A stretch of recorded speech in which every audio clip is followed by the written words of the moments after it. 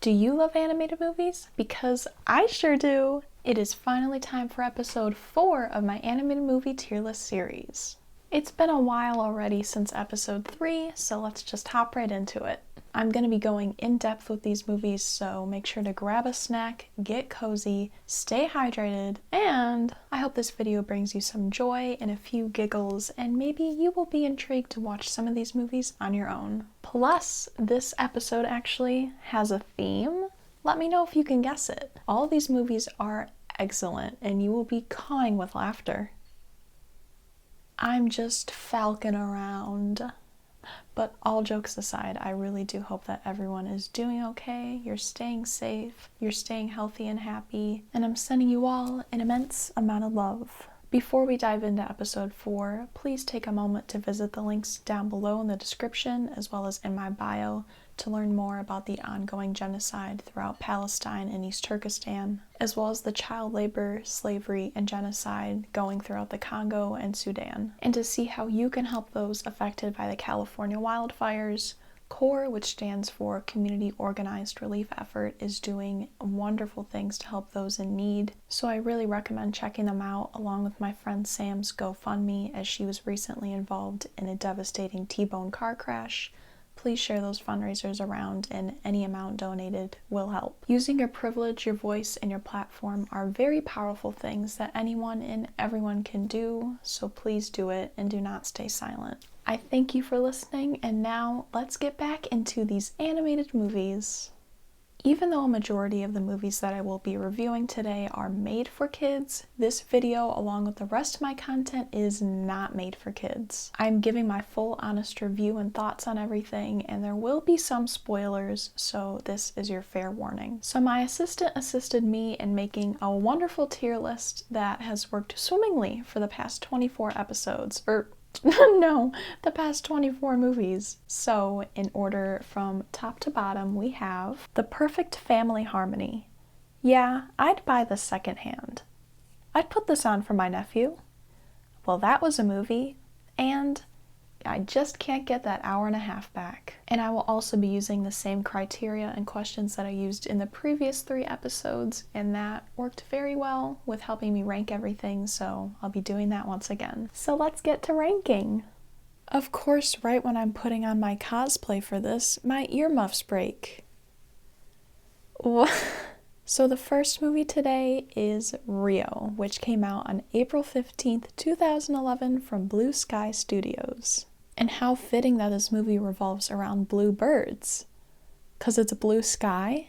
Get it? So the production budget for this movie was $90 million, and that's kind of high up on the scale compared to some other animated movies that I've already reviewed, but it was well worth it because they made almost $500,000 in box offices. That's pretty dang good. So this movie is about a bird called Blue. He is a blue macaw, and basically when he was an itty-bitty bird, he was kidnapped by poachers from Rio de Janeiro, brought all the way up to Moose Lake, Minnesota, USA, and then he was found on the side of the road by Little Linda. I'm just calling her Little Linda because she was little at this moment in her life. So about 15 years after Linda finds Blue and they're all grown up together, something happens where they gotta travel to Rio de Janeiro. Fun fact, but it's actually not fun at all. The blue macaw in this movie is very close to extinction. So Tulio arrives at Linda's shop so that he can retrieve Blue and take him back to Rio de Janeiro to help repopulate the blue macaws as they are going extinct. And then he will soon meet his lover and soon-to-be boo, Jewel. So, is this movie entertaining, and does it keep my attention the entire time? This movie is so visually captivating right from the get-go. You just get sucked right in. This movie is very immersive, which, oh my gosh. This movie is very immersive. It really is. Like, you just feel like you are there. When they're in Moose Lake, Minnesota, you just want to put on a little beanie and scarf of your own because it looks so chilly. Does this movie make me laugh out loud like Hilary Duff, or just giggle on the inside? I was laughing out loud right from the first joke that they crack like an egg. But seriously, all of the jokes in this movie just hit so good. No matter what age you are, you're going to be laughing at something, whether it's the physical comedy or actual jokes that they're making. It's just really good. There's a lot of golden jokes in there. So most of the characters in this movie are just really funny on their own, but when they interact with other characters, it's like their personality just blossoms and you really get to see more of their personality. Like I said, the physical comedy in this movie is spot on. I just love it. Like, the characters in the background just rolling their eyes at dumb things that are being said. Later on in the movie, there is a scene where they are at Carnival, which is the giant parade in Rio de Janeiro, and there are a few characters who just want to fit into the parade, and they make their own float, and it's just really funny. Very nice. Marcel! Yoo-hoo! Marcel! Oh, boy. Is the soundtrack good, and is it even memorable? Yes. All the birds of a feather do what they love most of all. And then the main one, let me take you to Rio, Rio. Like, I just want to shake my tail feather, you know? I've said it once and I will say it again and again and again and again. Musicals with animals are just top tier. And this is a prime example of that. Is this movie made for all ages? It certainly is. There are so many jokes for tiny tots, teenagers, adults, everyone in between and all around. Tulio, who is the veterinarian from Rio de Janeiro, he is genuinely one of the funniest characters ever. Like, he has so many funny moments in the movie. He is a human, but he acts like a bird. He might be a bird. I mean, he talks to them, he squawks to them, and he feeds the birds birdseed from his mouth. Doctor of ornithology. Linda, little help here. Linda. Wow! You're actually communicating! There are some monkeys in this movie that are just doing their monkey business, but they are like crows? Crows, because crows are attracted to shiny things and they just love to take the people's bling that they see. And one of the monkeys has his own phone that he took from some human, and he's texting the other monkey, and it is so funny. They literally text ooh ooh ah ah.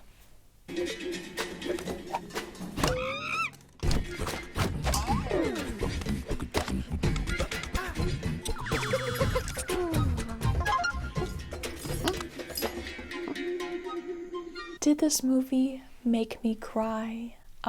Yes. The opening scene where we first meet Blue and he's being driven to Moose Lake, Minnesota, and then he meets Linda and they grow up together. Literally that entire scene is so...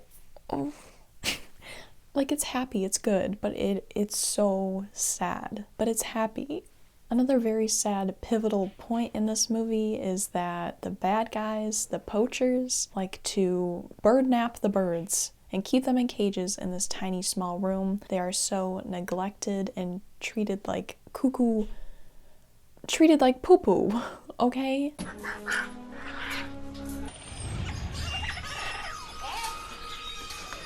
Let me out.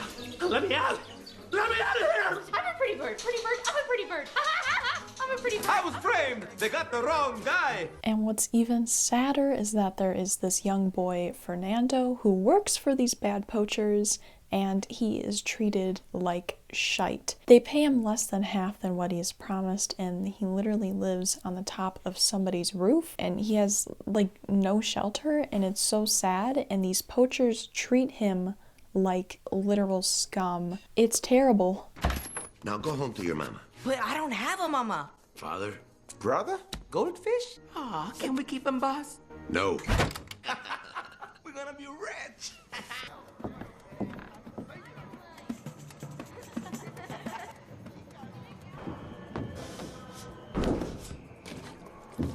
This movie doesn't just tug at your heartstrings, it is pulling with all of its might. How are the characters designed and written? In this movie, I personally think that they did a spectacular job at designing and writing the characters. From having all of the animals dressing up in their own little outfits, even if it's something as simple as a little bottle cap as a hat, or the monkeys wearing their giant bling watches or anything like that. And even Linda and Tullio's different outfits. Oh yeah, in this movie, the main characters actually switch outfits.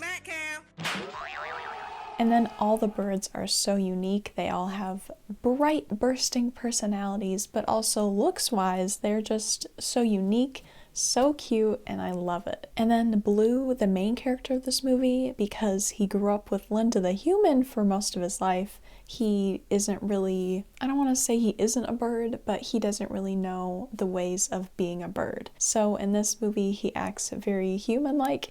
He brings all of his little human gadgets and like outfit accessories with him. It's just so cute. But also in the scene in the beginning where Linda and Blue are getting ready in the morning together, it's so cute because he wakes her up pretending to be an alarm clock. He does all these cute little whistles and everything because she can't know that he actually talks.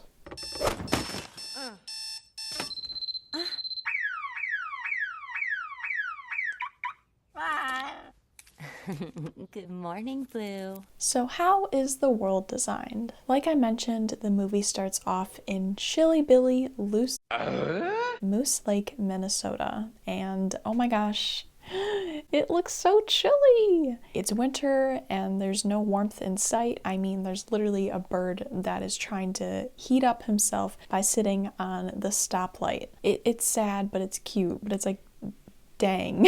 But the small town is just so cute and so quaint, and Linda, I'm not sure if she grew up there, but she ends up living in this cute little bookstore loft situation, and it is so cute and cozy, and it's like, slay, Linda. And then we soon visit the beautiful city of Rio de Janeiro, and holy cow is it beautiful.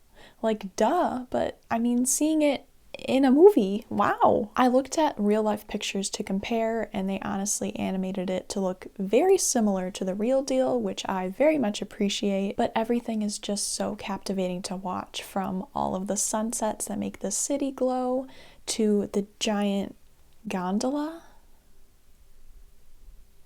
to the city itself and all the little neighborhoods and shops and everything, the beach. It's just so beautiful. Oh, and of course, the jungle. Of course, the jungle is beautiful, and they did a fabulous job at animating that. I'm always like trying to see how many different plants they have and if they actually look real, if they're supposed to look like real plants or anything like that.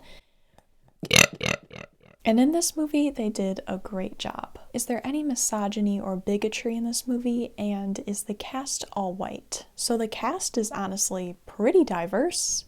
Way to go. We have Robbie Shapiro, Jesse Eisenberg.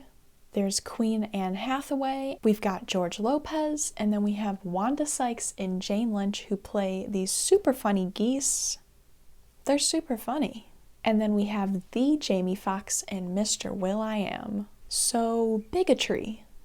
Yeah, unfortunately. Literally, the entire movie is smooth sailing, smooth soaring, until about 80% of the way through the movie, and then Blue just like is instantly uncultured, and he's like, all your music sounds the same, and then he's just racist. I was too aback when I heard that. But no, seriously, like what the fuck even was that? That was so out of pocket. Is this movie memorable? It most certainly is. I think I've seen it about 5 or 6 times now, but the story is just so unique,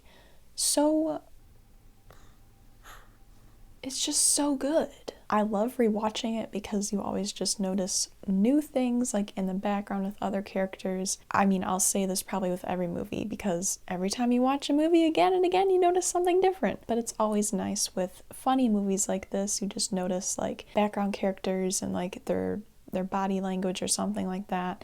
but it's just a great movie. When I'm done watching, how do I feel? This movie is very uplifting. It's a very good story. There's a lot of character growth, except for when Blue is racist. But everyone else, phenomenal. It's just such a lovely movie, and everyone's personalities shine so bright, and the music is so good. It's just a very happy movie. Happy, happy, happy.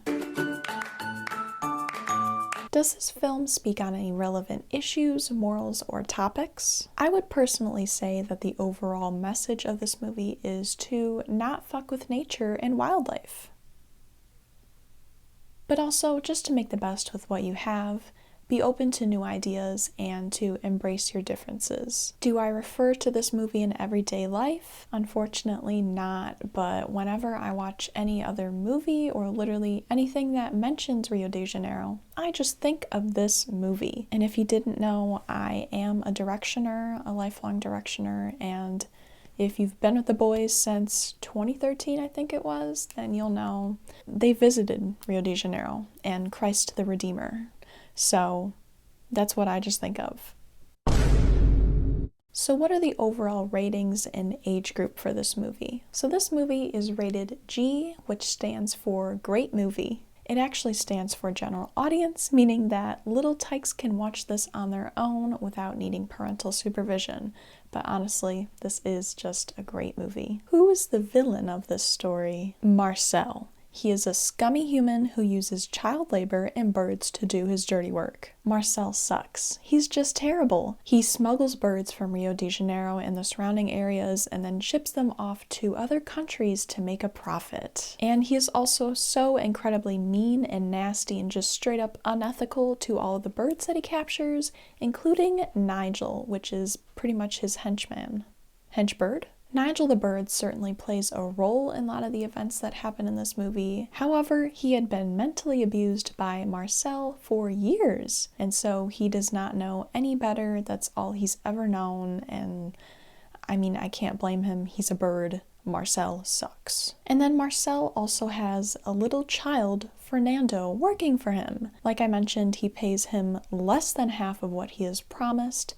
He's just mean to him. Like, he's just a child. And not to mention, he's just so shitty to his workers, his own henchmen, the humans, Armando and Tipa. Like, he calls them names. He is, like, physically abusive to them, mentally abusive. He's terrible. Did I mention that he sucks? He's terrible. And then he straight up abandons them in the climax of the movie. So we hate Marcel on this channel, but also low-key Blue because he's racist. Some fun facts about this movie. Due to the popularity in this awesome movie, this caused an increase for the care of the blue macaws, which is what Blue the bird is. These birds are in fact not extinct, however they have been greatly endangered for decades due to poachers and deforestation, mainly caused by humans. Of course. Just like how we see in this movie, except it's a whole lot worse. But a fact that's actually fun is that they are the largest living parrots on this planet. That's crazy. Their wingspan is over 3.5 feet and they weigh almost 4.5 pounds. That's a big bird. What? No, I totally did not forget to actually rank this movie, and I didn't already switch my outfit 3 times. To rank this movie, I would easily put it in the perfect family harmony. My God, you guys are far away. The next movie is Rio 2, which came out on March 20th, 2014 from Blue Sky Studios. For the second time around, they upped their production budget to $103 million, and they once again made almost $500 million. Wow. So when this story begins, Blue and Jewel, lovers they are bays, they now have 3 beautiful bird babies, and they're all so cute. They all have such bright personalities, and we will see that even more later on in the film.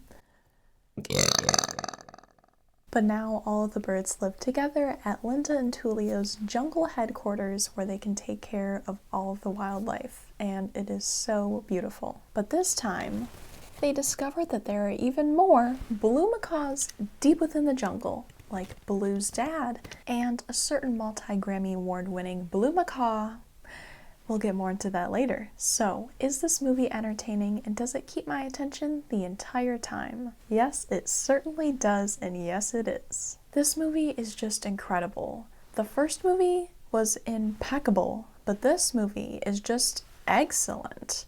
It's somehow even better than the first movie, in my opinion. It's just so visually captivating. There's more music, more dancing, more beautiful scenery. Does this movie make me laugh out loud or just giggle on the inside? I am hoo-hoo-ha-ha-ing right from the beginning. Once again, because of Tullio. His love for birds has really made an impact on his personality. Another super funny character that I'm so glad that they brought back into this one is Nigel. So Nigel kind of has a redemption arc in this movie, thank God, because he is so funny and his personality just blossoms in this movie. So he is no longer being held captive by stupid Marcel, except now when the movie starts, he is kind of, I guess he has a new owner, and he is like a magic bird. That doesn't last very long because then he soon escapes after he sees Blue and his family flying on past. Almost there. No more flying today. We've got a boat to catch. According to my little friend here, this boat will get us there by morning.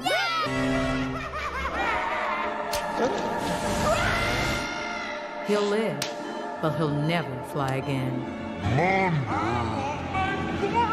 But in this movie, Nigel is basically like Perry the Platypus. He wears a very simple disguise, and yet nobody seems to know that it is him. What kind of a plumber are you?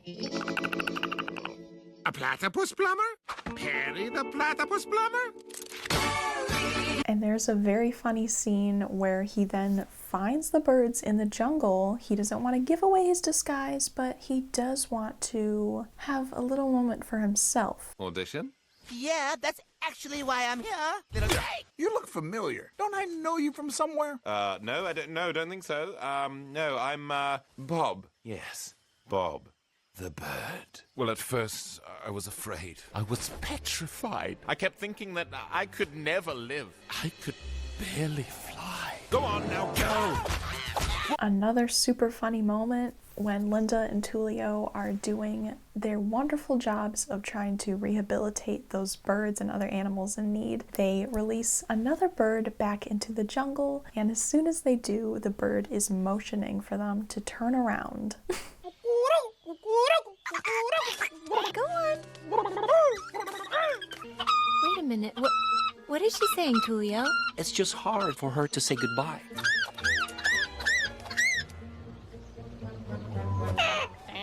Tullio, look! Paddle! No! Okay. Even after living in the jungle with actual birds now for, I think it would be maybe a year, Blue still loves his human gadgets and his human accessories and clothing, and he just brings that into the jungle with him, and it's very funny. But there are so many other characters that have such funny moments that I'm glad we finally get to see more of them, because they were kind of mentioned in the first movie, but now in the second movie it's like they have their spotlight, like Raphael's wife. You won't find it anywhere else.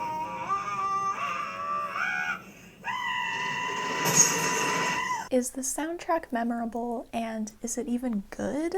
So you might have heard me mention a certain Blue Macaw that has multi-Grammy awards. Well, that's Bruno Mars. He plays a bird. A very suave bird at that. Of course, his voice is just like no other, and so all the songs that he sings are just so... get into it. But also, I mean, they have so many other bops like they did in the first movie. It's just such good music. But back to Bruno Mars, he honestly did such a great job at voicing this bird, and I looked at his acting credits, and the only acting credits that he actually has is from being in music videos. And I'm like, man, you have a beautiful voice, and you actually know how to portray different characters, and so I think you should do this again. Get into voice acting, Bruno. Is this movie made for all ages, and are there any adult jokes? The jokes once again are smashing. Whether you are a tiny little tot or an old fart, I mean, you're gonna be laughing.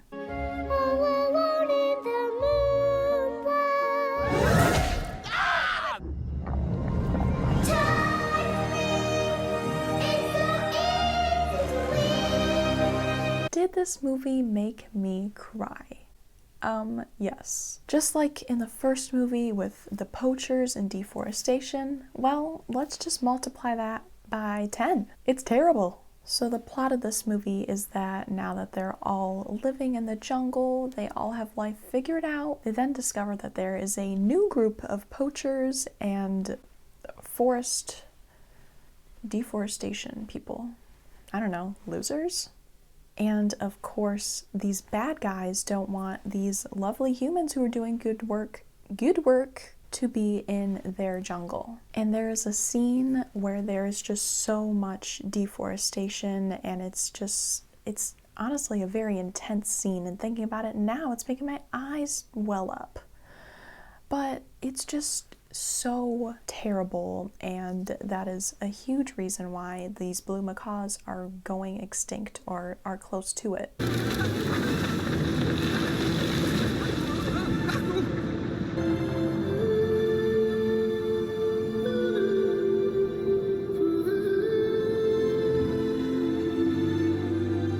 I really think that these two movies do a great job at highlighting that about what's actually happening in the real world and putting that into a children's movie. It's just very eye-opening for people of all ages, and they did a really good job at portraying that. And I think the Lorax needs to pay these people a visit, and I will join him. How are the characters designed and written? So we are back to Linda and Tullio. I love them. I honestly love them so much. They are my power couple. They love each other unconditionally. They both have a really great mindset and great goals in life, and they work together and they do such good things for wildlife and nature, and I'm like, you guys slay. And then we also have Nigel and his new buddies. Oh my god, I love that little trio. They're all so cute. So there's this anteater. He doesn't talk, but he is very expressive.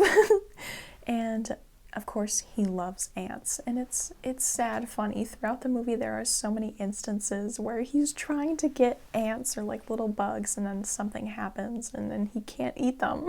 But of course, it's a children's movie, so they really love to exaggerate everything, and this anteater's long tongue is like extremely long. I don't even know how long their tongues even are, but I feel like it was very long.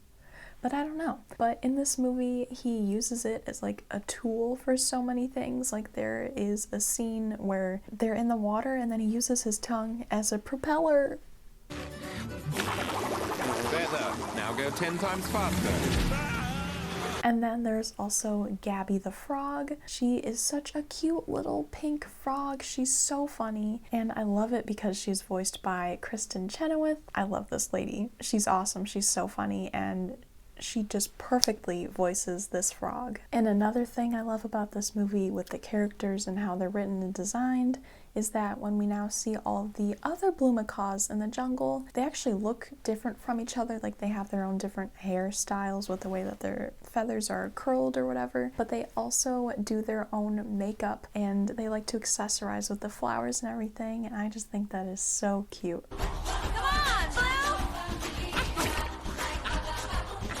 How is the world design? So once again, we are in Rio de Janeiro, and they executed it once again very beautifully. The lighting in these movies is just like, it's so beautiful. I feel like I'm right there in the jungle. We did see some of the jungle in the first movie, but now in the second movie where we are really going into it, we see so much more. There's so much beautiful scenery, so much fauna and flora. It's gorgeous. Is there any misogyny, bigotry, and is there an all-white cast? When it comes to misogyny and bigotry, there is nothing. Nothing at all. It's so refreshing that Blue kept his racist beak shut. And with the cast, it's basically the same cast once again and the same diverse cast, so that's awesome. A cast member that I want to talk about because I didn't really in the first one, and that is for Nigel, who was played by Jermaine Clement. And okay, I know I have face blindness, but I guess I have like voice blindness too, because his voice sounds so similar to Diedrich Bader, and then his voice also sounds like Nick Kroll. Like they all, like, you know? Or maybe it's just me. But anyways, Jermaine Clement does a fabulous job playing Nigel in both movies, of course, but this movie, like, he really just blossoms with his personality, and we get to see so much more of him. And with all of his singing and everything, I'm like, this is a good voice actor. And then when I was looking it up for this movie, I saw that he also plays my favorite character in the first Moana movie, Tamatoa, the shiny crab. Shiny! Was this movie memorable? Yes, it was. I honestly think I've only seen it once prior to watching it again for this episode, and everything just came back. Once again, it is such a beautiful story. We have great characters. There is character growth. Wow. Great music, great dancing, great scenery, just great vibes all around. Does this film speak on any relevant issues, morals, or topics? Once again, the theme is don't fuck with nature, don't fuck with wildlife, or it will fuck with you. Respectfully. The poachers and the losers who like to chop down trees in this movie, they're doing a whole lot of damage, and in the end of the movie, they get their comeuppance. Okay? Do I refer to this movie in everyday life? Unfortunately, not the movie itself. However, I always just think of Bruno Mars the bird. So that's what a blue macaw's supposed to look like? Look at it shining. The feathers they glow. Now the jungle is smiling. It's our baby's home. Can you feel what I feel? The day is coming last. Our precious jewel has returned. I'll be the first to say welcome back. So what are the overall ratings and age group for this movie? It is once again rated G because it is a great movie, but also that could stand for a very giggly movie because this movie has so many jokes. So many. And they're too good. Rock, paper, scissors, shoot. Yes! Scissors cuts rock. Oh man, how come you always win? Who is the villain of this story? It is the jungle logging losers, specifically their boss, and his name is Big Boss. That's his name. He is in no way a boss baby. He is just an adult man who acts like a baby, who's money hungry and doesn't care about all the effects that are caused from all this deforestation and being a mean, nasty person. And he even calls the jungle his own backyard. Girl, please? And then he tries to off my power couple, Linda and Tulio, when he discovers that they are trying to save the forest and all of its inhabitants. Like, put him up. As I mentioned before, Nigel is no longer a villain. He doesn't really have a mean bone in his body. He just kind of wants revenge because, well, I don't want to spoil anything, but at the end of the first movie, something happens to him. But he's fine now, but he just wants revenge. So he's not a villain, and he really just slays in this movie. Like, he's so funny, he really carries the story along, and he has a big impact on everyone. So to rate this movie, I would easily put it in the perfect family harmony. The third movie today is Spies in Disguise. This came out on December 4th, 2019 from Blue Sky Studios. And this is very sadly the last movie that Blue Sky Studios ever released. The closure of Blue Sky Studios was a result of none other than Disney's acquisition of 21st Century Fox and all of the financial challenges that were involved due to the beginning of the COVID-19 pandemic. However, Blue Sky's last movie that they were ever creating, Gnomeo, was picked up by Annapurna Pictures and Netflix, and they actually made the movie. And to my knowledge, really nothing was changed at all story-wise, and the overall design production of it was the same as it was going to be for Blue Sky Studios. So that is really cool, and I have already added that to my future watch list for future episodes. But back to Spies in Disguise. So the production budget for this movie was $100 million and they made just over $107 million in box offices. This movie, honestly, I really like it. It's so action-packed and I was drawn in right from the beginning, except for the fact that in the beginning of the story there is a mom who is a cop and then she literally says, "I'm just here to protect the neighborhood." Is that all you're doing?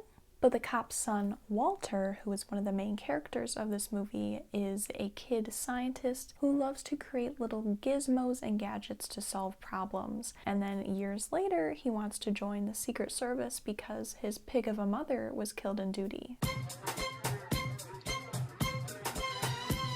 So 14 years later, he joins the Secret Service, and that is where the story really begins. Lance Sterling, the other main character of this movie, works with the Secret Service, and he is a secret agent. So the Secret Service is called HTUV, which stands for Honor, Trust, Unity, and Valor. And it is so very ironic how the abbreviation for the Secret Service has such positive attributes, and yet the service people themselves, their actions say otherwise. So, is this movie entertaining and does it keep my attention the entire time? Yes, it is very entertaining. I love me a good action movie. I love spy movies.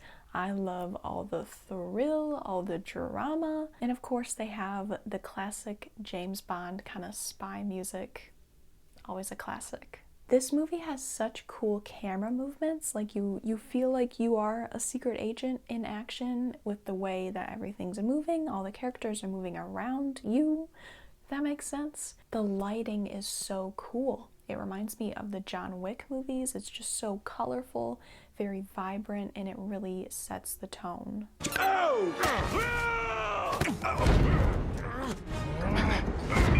right, Gamora. 3 ounces of pressure to the vagus nerve. Sleepy night-night! Does this movie make me laugh out loud or just giggle on the inside? I laughed out loud a few times, mostly because of the character Ears, who was played by DJ Khaled. So you're saying you don't go down? Nah, never. All of that to say you don't go down? Come on. You don't eat the box? Come on, I can't do that. Khaled. Ears is very funny in this movie. His commentary is just golden. This man tripping. That was tight. Yeah. Wow, this is... I don't know what this is.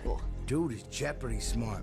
These are my new kicks, man. The body movements in this movie are just so funny, and the physical comedy, they really do it justice in this movie. I've had my fair share of physical comedy when it comes to animated movies, and I always like to just notice things like that. But this movie, like, they do it justice.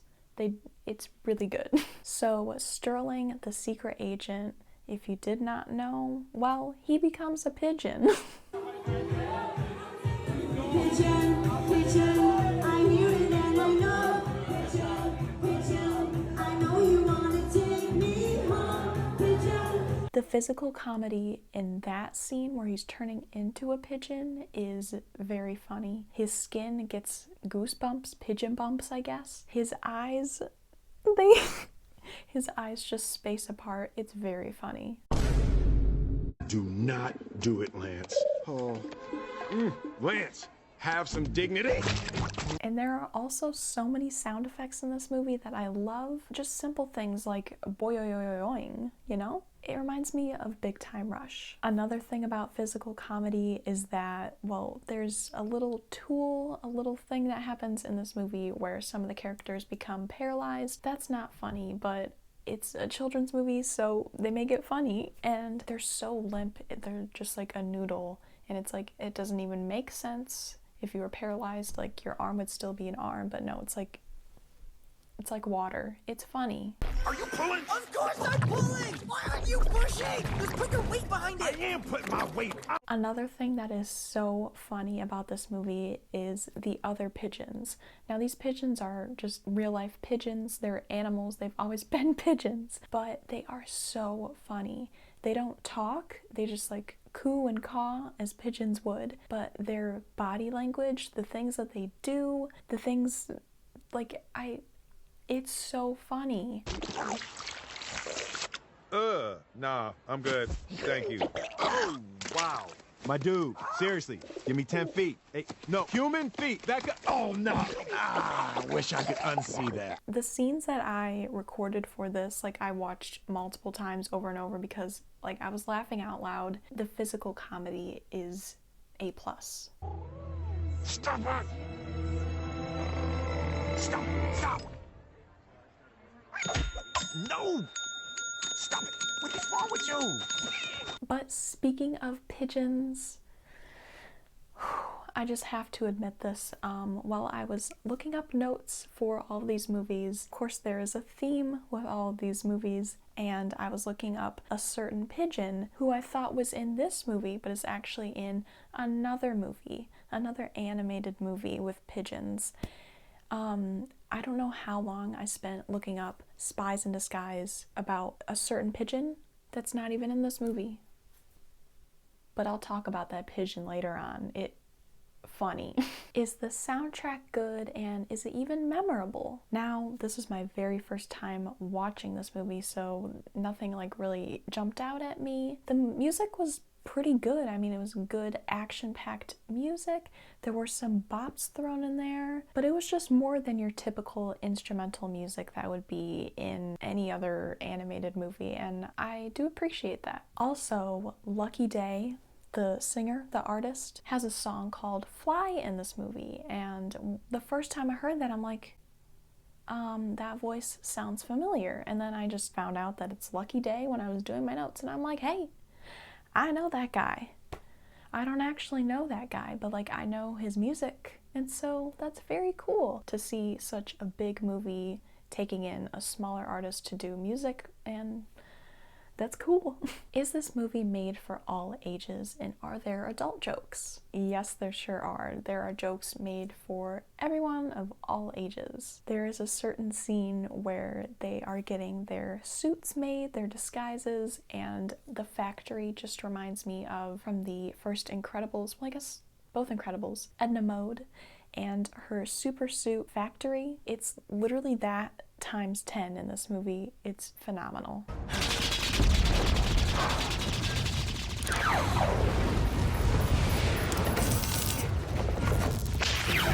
Did this movie make me cry?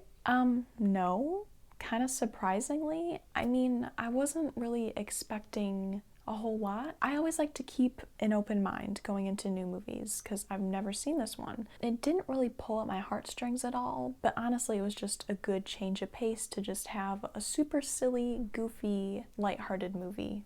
So, how are the characters designed and written? I have to give this movie an A+ for character design. Like, everything was so incredibly detailed. You could see like the skin texture, like in their hands and their face, all the fine lines and everything. Even with the hair, the texture in their clothing.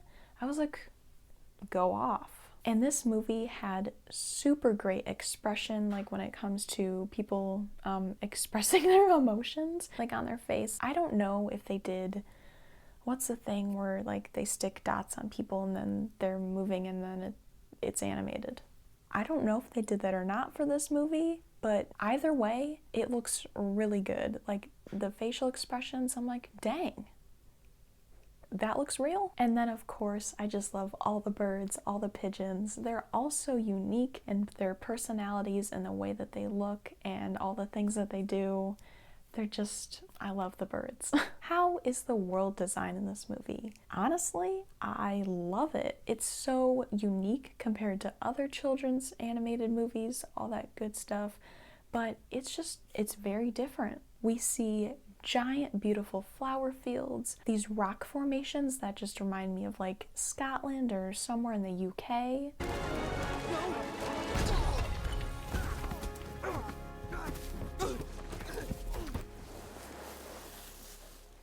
There's this giant hotel that just reminds me of like a Roblox tycoon.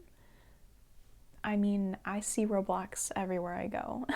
And then I also mentioned the lighting being like John Wick. It's so colorful and vibrant, and it really illuminates every scene and just fits the vibe really well. And I think that is something that really elevates the movie and makes it very different from other animated movies that I've seen. Is there any misogyny or bigotry, and is the cast all white? The cast is actually pretty diverse. The main character, Lance, is played by Will Smith. He does a great job. And then we have Tom Holland, who plays Walter. And then we have the KFC queen, lip gloss queen, Reba McEntire. And then we also have my Scottish queen, Karen Gillan. She does a phenomenal job. And I was actually quite surprised once again to not see any bigoted jokes. However, I'm not sure of the exact term, if there is one, but my sibling pointed this out to me and it was such an eye-opener, so I must share this with you. Why do movies make people of color into animals or inanimate objects? So with this movie, Spies in Disguise, the main character Lance is black, yet for a majority of the movie, he is a pigeon. Another prime example is the movie Princess and the Frog, where the main character Tiana is a black woman, yet for a majority of the movie, she is a frog. And another example is the movie Brother Bear, where Kenai, an Inuit boy, is for about 90% of the movie, he's a bear. If you compare those examples with other animated movies where the main character is white or a majority of the characters are white, you will notice that those characters hardly ever change, and it is mostly just the characters of color, which basically it's just a cop-out. Another example, I have not seen this movie, but as I was doing research on this, it was a very prime example, and that is the movie Soul. So Soul is Pixar's first black leading role. The first, which that's huge. The main character, Joe Gardner, a black man for a majority of the movie, is turned into a cat, and his body is taken over by a white woman. I cannot make this up.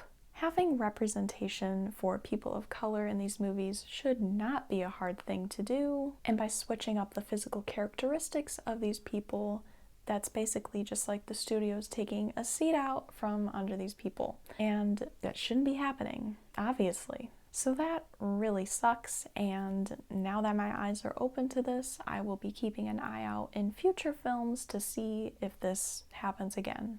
I learned a lot about this from a particular article, which I will link down below, and I do urge you to check that out and just have your eyes opened as well. Is this movie memorable? No. Like I mentioned, this was my very first time watching this movie, and I mean, it was a good movie. However, there is one scene in particular that made both me and my sibling want to watch this movie, because we have been saying it to each other, I don't even know for how long. This movie came out in 2019, so we've been saying it for a while now, and that is this scene from Ears, DJ Khaled, where he says, "Whoa! Hey! Weapons deactivated. Backing up." When I'm done watching the movie, how do I feel? This is a very feel-good movie. I genuinely really enjoyed it. There is a lot of character growth. I love the action. Did I mention that I like action movies? Because I like action movies. But spy movies in general are just always so fun to watch, and having an animated one with animals, like, hello, you can't go wrong. Does the film speak on any relevant issues, morals, or topics? Yes! I think for a children's movie, an animated movie, they did a wonderful job at making the general moral topic lesson very evident. And that is that violence is not the answer most of the time. This movie really dives into how much damage is done by the good guys and how they actually cause just as much damage, if not sometimes more, than the bad guys. It's so easy to make a powerful impact without being violent, and this movie does a great job at showing that. So what are the ratings and overall age group for this movie? So this movie is rated PG, which stands for positively groundbreaking. Who is the villain of this story? It is Cillian Murphy. JK. The villain of this movie is Cillian, and boy oh boy is he an evil villain. His presence alone is bone-chilling, his look is scary, and he does evil, mean, nasty things. And he is also Lance's arch nemesis, but for good reason. I mentioned how the good guys aren't so good, and Lance is kind of a great example of that. So, a little backstory. Lance was on a mission to retrieve a certain tech device from Cillian, and then he ended up killing all of his minions, if you get what I'm trying to say. And that genuinely devastated him because his minions were like family to him. Just think of like Gru and his minions. They're all just family. And of course, well, that would make anyone be like, what the flippity flop, man? And so Cillian made it his mission to get revenge on Lance. Here are some fun facts about the movie. As I was doing my research for this movie, I found out that this film was actually inspired by an animated short from 2009 titled Pigeon Impossible. That is a stellar name. Like, it is such a cute little short, and I will have that linked below for you to check out, but it's a really cute story, and I can obviously see how that short film inspired this movie. But honestly, me and my sibling both agree that Pigeon Impossible is the best name ever. Like Spies in Disguise, it rhymes, but Pigeon Impossible, it's just better. And I guess it's not a fact, but I do want to include this somewhere for this movie. The final battle scene is full of pink glitter and kittens. It's about to get messy. And if that doesn't make you want to watch the movie, then I don't know. So to rank this movie, I will put it in, yeah, I'd buy this secondhand, because fuck propaganda. But it's a good movie.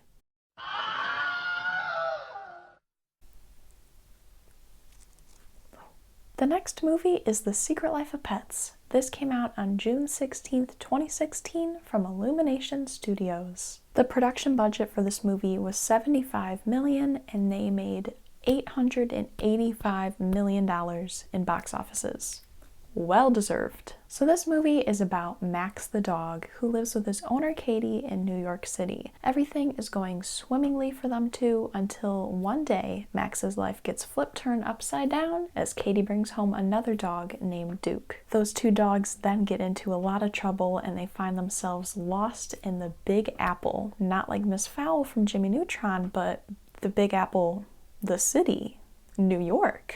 Is this movie entertaining, and does it keep my attention the entire time? I love this movie. It is so entertaining right from the get-go. Your eyes are just drawn everywhere. It's such a visually captivating movie. It's amazing. When I watch this movie, I feel like Olive, my black cat, when she watches squirrels. I'm like, oh. Does this movie make me laugh out loud or just giggle on the inside? I am cackling out loud with this movie. It is very funny. The physical comedy in these movies is just astounding. Every single time I watch this movie, there is something else that I notice, like in the background or with one of the characters that they're doing, and I'm like, it's just too good. One of the funniest parts about this movie is this dog, Pops. He is an old dog who lives in his owner's apartment. His owner is never home, so Pops then takes in all of the other animals from around the city, and it's kind of just like a nightclub during the day. But Pops is so funny. Like, every time he's on screen, whether it's like something that he's physically doing or something that he says, it's literally such a funny character. He rocks. Oh, hey, buddy. How you been, old timer? Paralyzed. Great. So Pops is a dog, and he's so old. He is a beagle, and you know, beagles have like droopy skin, but his skin like droops over his eyes, so he's like blind half the time until he finally looks up and then he sees Chloe the cat, and he's just instantly in love. And she brings up multiple times, she's like, dude, I'm a cat, you're a dog. And he's like, So where are you from, my fuzzy angel? Dude, I'm a cat. Well, nobody's perfect. Is the soundtrack memorable, and is it even good? So the opening song is by Little Miss CO2. Mr. Incredible, oh, Mr. Incredible.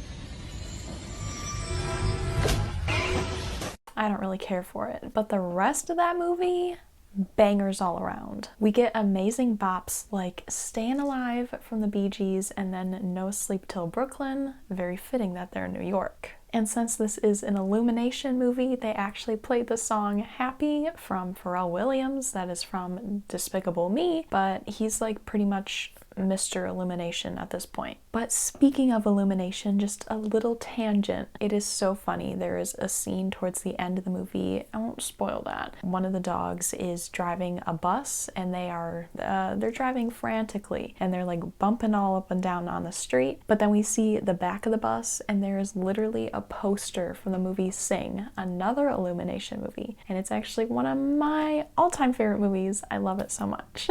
And I already covered that one in episode 1, so I will have all of that linked down below. Is it made for all ages, and are there adult jokes? This movie is definitely made for all ages. You will find comedic moments throughout the movie no matter how old you are. It is amazing. And I mean, if you love animals, you will love this movie.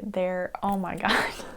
If you have ever had pets of any kind, you will certainly find at least one moment in the movie where there is a certain kind of pet and they do something that is so like stereotypically them, and it's so funny. Hi, how are you? Hi, how are you? Did this movie make me cry? So right off the bat, when we see Max the dog, like he is so cute, and then I cried. And then the story progressed and then I cried some more. And then I just cried more and more and more. There were just tears falling down my face. I don't want to give away too much because this is a very pivotal moment in the movie. But Duke the dog, the other dog that Katie brought home, he has a flashback scene where it's about his old owner and literally just saying this now. Like it's just, it's such a sad scene. But I mean, sometimes I just cried for literally no reason at all other than the fact that there were animals on the screen. This movie is very emotional and it will tug on your heartstrings like a dog.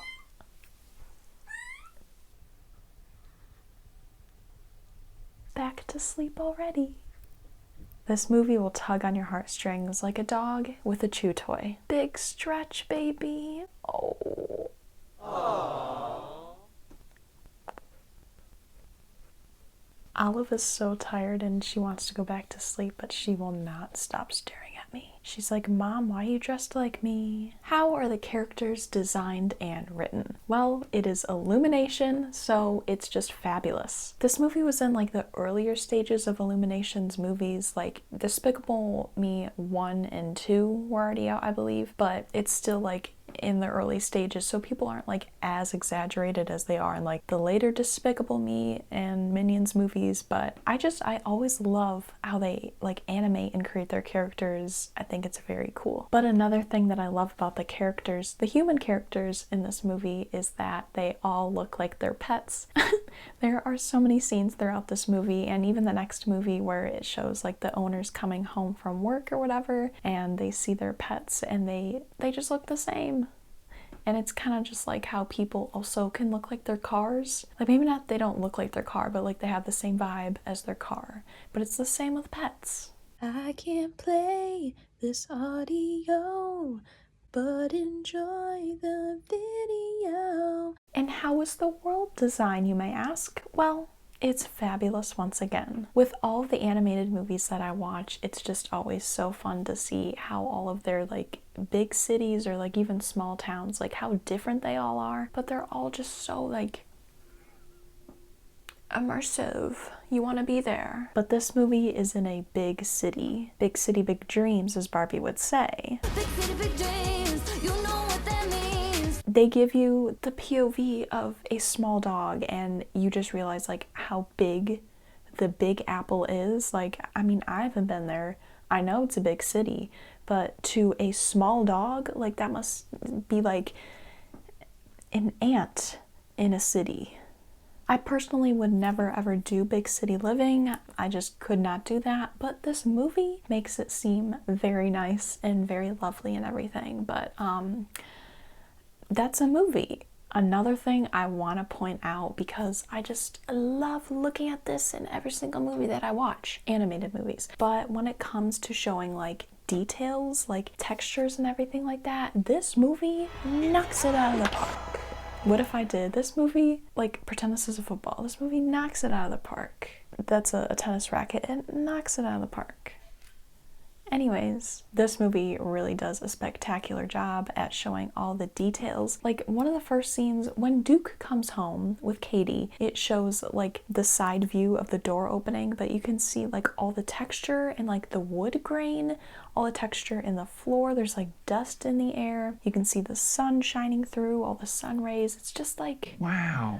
It adds so much to the movie, and it's something that I really appreciate. Is the cast and characters all white, and is there any misogyny or bigotry in the movie? There is no bigoted nonsense detected. My radar did not go off. It's so refreshing to see that. The casting is really not diverse at all. I mean, the characters really aren't either, but the only voice actor that I recognized was Kevin Hart, who plays Snowball the bunny. But I mean, I always think it's very nice when I really don't recognize a lot of voice actors. I mean, just actors in general, because that means they're not just like picking the most popular people because they know people are gonna watch it, you know? So that was very nice to see. Is this movie memorable? I think I've seen this movie about 3 or 4 times now, and every time I watch it, I'm just so sucked in. It's a great movie. And ever since the first time that I watched this movie, where they show like how much all of the people look like their pets and everything like that has just been so eye-opening to me. And I'm like,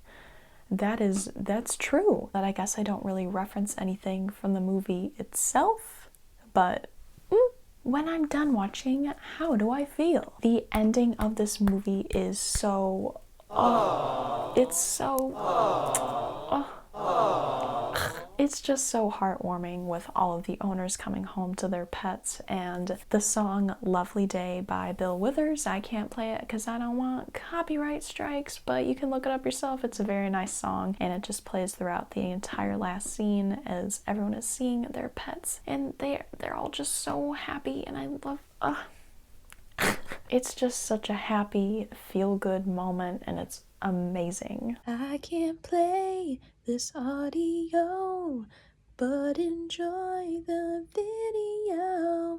I'm sorry, but I don't want a copyright strike. Yeah. Does the film speak on any relevant issues, morals, or topics? This movie has great learning moments for people of all ages, and that is something that I really appreciate, especially in children's movies, because it's not always just about the children. Like learning to disagree on certain things. It's okay to say, I agree to disagree. Not everyone is always gonna have the same mindset and way about going, in the same way about going, you understand what I'm trying to say. But also that learning to forgive people for their mistakes can only make you stronger, and it's just a great learning moment for everyone involved. Like with the character Snowball, he was once a bad bunny. Bad bunny baby. But then he became a good bunny once he was given a second chance, and his eyes were opened, his ears were opened, okay? He was like, okay, I see you, I hear you. Those are my ears. Do I refer to the movie in everyday life? I don't reference anything from the movie itself, however, I literally am always thinking about this movie. Did I say this is a great movie? Because it's kind of really great. But one thing that I always do think about when it comes to this movie is, well, this past summer I went on a mini binge of watching like people's POVs as they would go on amusement park rides and stuff like that. Someone went on the Secret Life of Pets ride. I didn't even know there was one.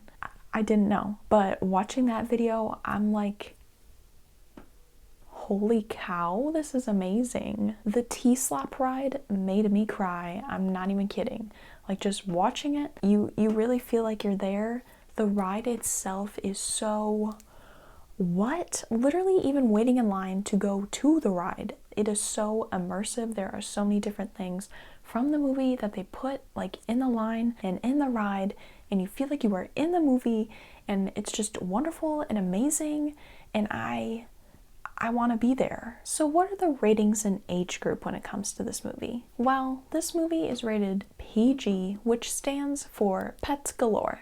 Who is the villain of this story? Well, I kind of already mentioned him, but his name is Snowball. He is a little white rabbit, and he has a lot of anger. In his early days, he was unfortunately abandoned by his owners, and that led him to living a life full of hatred and just wanting revenge on all pet owners and even their pets. He has a rather large gang of minions, not the minions, but like the other kind of minions. They are called the flushed pets because they all live together in the sewers. But all of the flushed pets, the minions, the pets have also all been abandoned previously by their owners or just neglected in some kind of way, so they all came together. But the scenes where they are introducing these pets and just kind of talking about their backstory, it is so incredibly sad. This is another moment where I cried.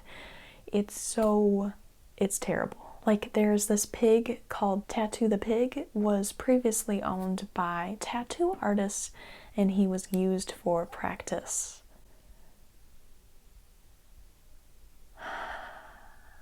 Like, that's actually real. People actually do that. It's so cruel. It's terrible, horrible, no good, very bad, and I hate it. But I do love that they have all found each other and that they want to get revenge. So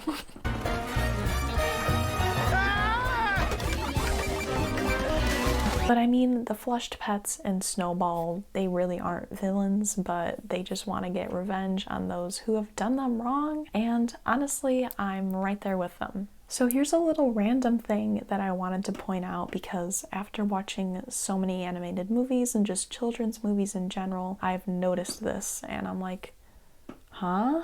So one of the movies I can't actually say because the studio who owns the movie would actually just take the revenue from this video if I actually mention the studio or the movie. But there is a colorful troll-like movie where they are on a bus together, but they like go through some portal or something and they're all tripping together. Like they're on something, if you catch my drift. And then in the newer live-action Dora the Explorer movie, I do recommend watching that. It's funny, okay? But there is also a scene where they are walking throughout the jungle and they brush up against these flowers that like spew out something, and then they're all tripping once again in the jungle. And then in this movie, The Secret Life of Pets, there is a scene where Max and Duke go to a sausage factory. They just eat a whole lot of sausages to the point where like they're sick, but then they start tripping as well.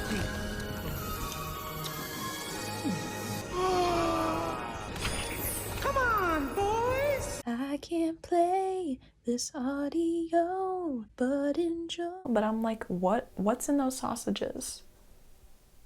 But yeah, that's just something I wanted to bring up. It's odd why adults would just love to put that in children's movies. But anywho, to rate this movie, The Secret Life of Pets, I will happily put it in the perfect family harmony. Hey! Has anyone seen Secret Life of Pets 2? It's actually funny! And this movie came out on May 24th, 2019 from Illumination Studios. The budget for this movie was $80 million and they made just over $440 million in box offices. So things are all peachy for Katie and her two dogs, Max and Duke, until one day she bumps into her new boo, her husband, in the Big Apple, and his name is Chuck. And then something must have happened because later on out pops a little baby who is then a toddler named Liam. The beginning of this movie is just like Boss Baby with all of the dogs versus the babies, or I guess toddlers or whatever, but it is so funny to see that similarity. And I still need to do Boss Baby in an upcoming episode. I will do that. I'll do that. I'll include it.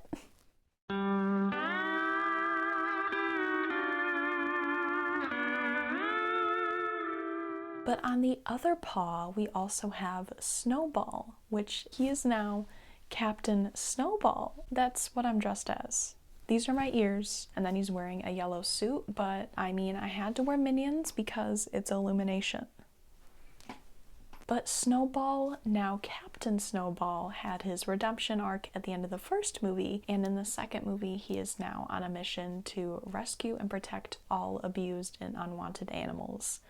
He's slaying big time. But one day, Captain Snowball is hanging out with Chloe the cat, and they meet Daisy the dog, who then explains to them that there is a white tiger cub who is being held captive and being used in a circus, and so their mission is to save him. So, is this movie entertaining, and does it keep my attention the entire time? This movie just rocks. Like, oh my god. Right from the get-go, we see Max and Duke as they are growing up with little Liam as he grows into a toddler, and it is just the sweetest thing ever. As a new aunt, I now accept children, and I find joy in their existence. So, watching this movie, I was just like, oh my god.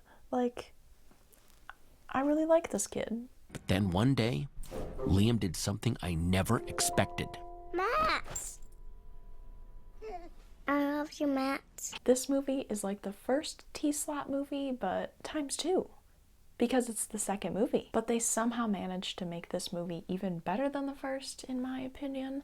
And it's just double the action, double the comedy. It is so visually captivating once again, and it's just a lovely story overall. Does this movie make me laugh out loud or just giggle on the inside? I was laughing out loud like Hilary Duff all the way throughout this movie. It is so funny. The comedy in this movie, both of these movies, it's just something else. And if you've ever had pets, just watching it, it's so funny because you notice all the similarities between all these pets, but also like real life things that they do that are so funny, and they just animate it in the perfect way. This movie is actually funny. My owner got a new puppy.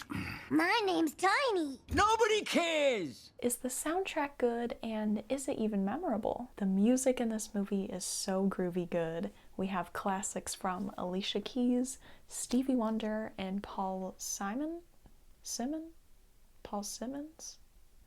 The tunes are really great, and they add to every scene.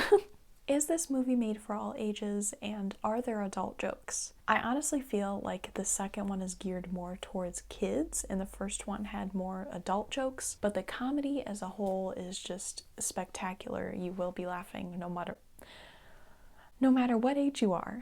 And in this movie, there is yet another scene involving tripping, but it actually makes sense this time because it is Chloe the cat, and her owner gave her catnip. She is laying on the couch with a lampshade on her head, and Gidget the dog is trying to get information from her, and she's just in her own world. And I don't know how much of this clip I'm going to be able to include, but it has the song White Rabbit, which is like stereotypically such a like trippy hippie song, so it's perfect.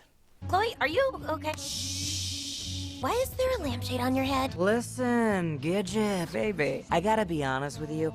My owner might have given me a little bit of catnip. Everything is great. All right. Do you hear that? It's like a tiny motor. Oh, Chloe, you're purring. That's you. What? That's me? I wonder what other sounds I could make. Did this movie make me cry? Yes.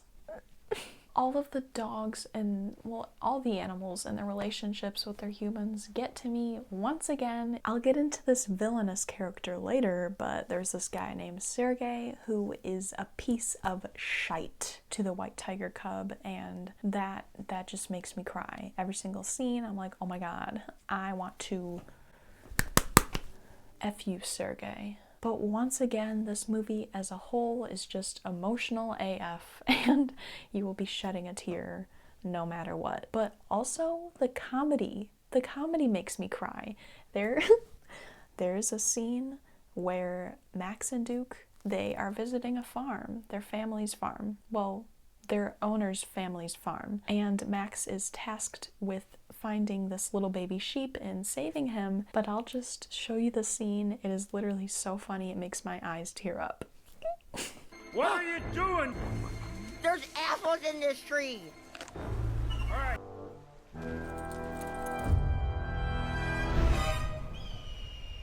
Hurry!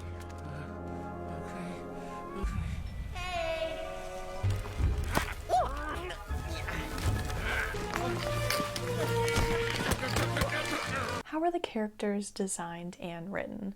So in the first movie I talked about the humans, I love how they're designed, but I mean the animals as a whole, I just love it. Like Max is such a cute little petite dog, and then Duke is literally this big fluff ball. Like I don't even know how much he weighs. He has to be probably 90 plus pounds, I don't know, but he's just a big ball of fur, and they're all so cute. All of the animals are so cute, but they're all just so unique with their own personality and vibe, and I feel like in this movie we really get to explore more of that with all of the characters, and it's just really cool to see. But like I mentioned, in this movie, Max and Duke are visiting their owner's family farm, and at this farm there is an old herding dog named Rooster, and he is just, oh, he's so cute.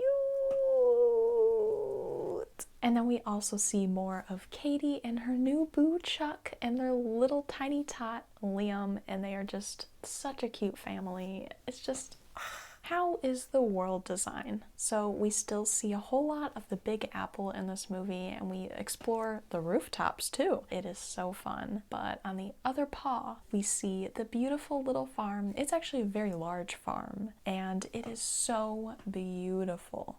Like, that's paradise. If you look in the dictionary and you look up paradise, it's gonna show that farm. Hey guys, we're here. Hey there! The lighting, oh my god, this movie is popping off with the lighting, especially in the farm, like the sunset, the sunrise. I'm just like, it's so beautiful. All of the nature in this farm, like the whole setup, there's like mountains and valleys and fields, and it's just so beautiful. Oh, wow! Look at this place! Is there any misogyny and bigotry, and is the cast and characters all white? I couldn't sniff out any bigotry in this movie, and it really slays in the respectful department. There's a scene that really stood out to me in this movie. It's at the end of the movie where Captain Snowball is with his new owner. She dresses him up in like a little pink frilly princess outfit, and at first he's like, but then he literally says, "This is awesome." And I'm like, yes, it is. I feel like with any other, I don't want to say any other movie, but I mean, it happens way too often where something like that would happen and then the character would say something misogynistic or bigoted, and it's just like, that didn't happen. The character was very accepting of this new look that was very different from his typical, I say masculine, I mean it's just a superhero costume, but it's blue, so it's masculine. I mean, that was just so refreshing and nice to see. I can't play this audio, but enjoy the video. Hey man, what is going on? This is awesome! When it comes to the casting and characters, I mean, it's pretty much the same as the first movie, so not very diverse at all. But is this movie memorable? Yes! Not gonna lie, I had only seen it once prior to rewatching it for this episode, but I enjoyed it so much. I kind of forgot the whole plot going into this, but as soon as we hit play, everything just came back, and I'm like, yeah, I remember this. When I'm done watching, how do I feel? The ending scene, it's so bittersweet. It's happy tears, but it's like, oh my god. So little Liam is finally old enough to go to preschool or kindergarten, whatever it was, but his whole family and Max and Duke are walking him there, and they're all so sad, but they're so proud of him that he got there.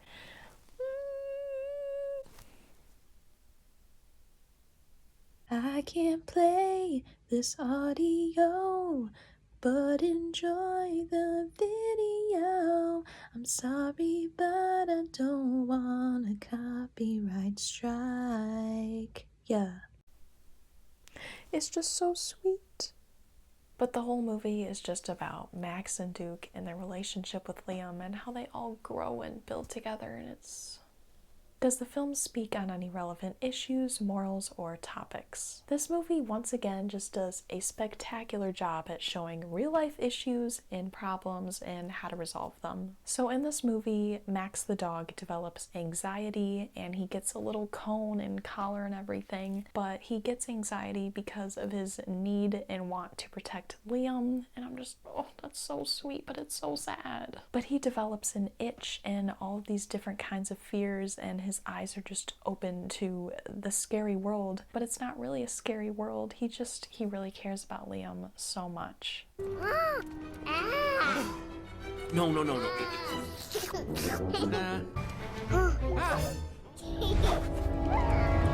Everything's cool. We don't want any trouble. But throughout the movie, he learns to open up about his struggles and all of his fears that he has, and to be open about it. And it's just about accepting all of these new changes and realizing that the world isn't that bad. I mean, now it is. But for a little dog and a little kid, it's not that bad. Do I refer to this movie in everyday life? Yeah. If you've been on my channel for a while, then you might know that I've used the audio and the video as a whole. The TikTok from TikToker Wiener420. Hey, has anyone seen The Secret Life of Pets 2? It's actually funny. Hey! Has anyone seen Secret Life of Pets 2? It's actually funny.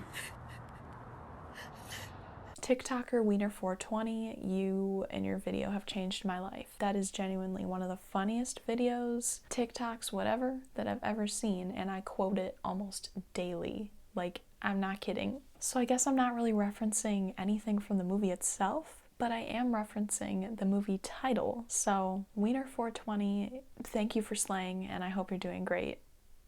You're funny AF. What are the overall ratings and age group for this movie? It is once again rated PG, and that stands for a positively great movie. Who is the villain of this story? Like I mentioned earlier, Snowball is now Captain Snowball, and he is living a life of good. In this movie, there is like a true villain. He is evil, he is mean, he is nasty, he is cruel, he is horrible, he is terrible, he is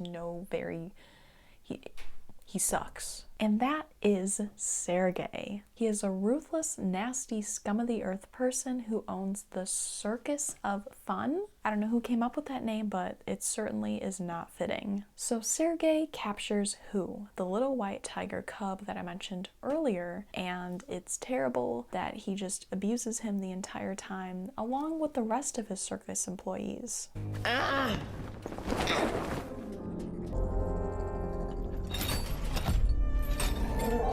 Now, I don't speak wild animal, but from what I gathered, he was a scared, adorable tiger cub named Who. Sergei is also the very first human villain in this franchise, and I'm glad it's him because you can't really be mad at animals and Captain Snowball when they are just trying to do what they think is best, and it's really the humans that are doing the dirty deeds all along. We hate Sergei on this channel. However, he did show up in one of my favorite movies, Minions: The Rise of Gru, in The Bank of Evil. The Bank of Evil. You can see him in the background in some of the scenes, and with all the other villains. I mean, that's really that's really fudging cool. But I still hate him. Sergei, the main antagonist from The Secret Life of Pets 2, can be seen as one of the villains standing at the end of the queue. Helen, I'm coming for you! So to rate this movie, The Secret Life of Pets 2, I will happily put it in the perfect family harmony. The next movie is Storks. This came out on September 23rd, 2016 from Warner Brothers. The budget for this movie was $70 million, and they made just over $180 million in box offices. It's a tale as old as time, storks delivering babies. Or at least they used to. Now that humans have finally discovered how to get their own babies, storks now deliver for an online retailer, Corner Store. Junior, a bird that works at Corner Store, is about to be promoted to be the next top dog, or bird I should say, until he accidentally activates an old machine the baby making machine, and it produces a baby. Tulip, a human who lives and works at Stork Mountain, helps Junior to deliver this new baby to its rightful family. I tried to dress like Tulip. I think it looks okay. But Tulip lives and works at Stork Mountain, which is actually corner store, and that's only because she was failed to be delivered as a little infant. And now, while she is on this journey with Junior, she is also trying to find her long-lost family. In the subplot, we have the Gardner family, which is the two parents and their little kid, Nate. Now, the two parents are workaholics who neglect and then pretty much act like their child doesn't exist until one day, Nate, the kid, starts making a little like bullseye thing to say, hey, Storks, this is where the baby should go. Is this movie entertaining and does it keep my attention the entire time? Absolutely. I was so captivated and I was giggling right from the get-go. This is such a unique take on the classic Storks delivering babies, and I just love how they really made it their own. And I will say this now, this is genuinely one of the funniest movies that I have ever seen. Animated movies, but like, the story is incredible. Our new phones! Does this movie make me laugh out loud or just giggle on the inside? I feel like I've kind of already said this a few times now, but I was laughing out loud so much. This movie is comedy gold. I was pleasantly surprised at how much this movie tickled my funny bone. I wasn't expecting much going into it. I do like to haha and hee hee.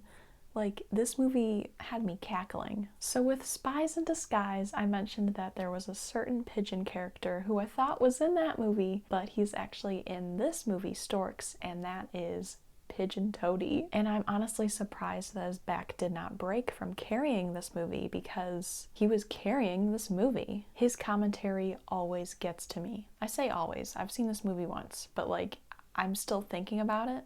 Like, great character. Check out my girlfriend.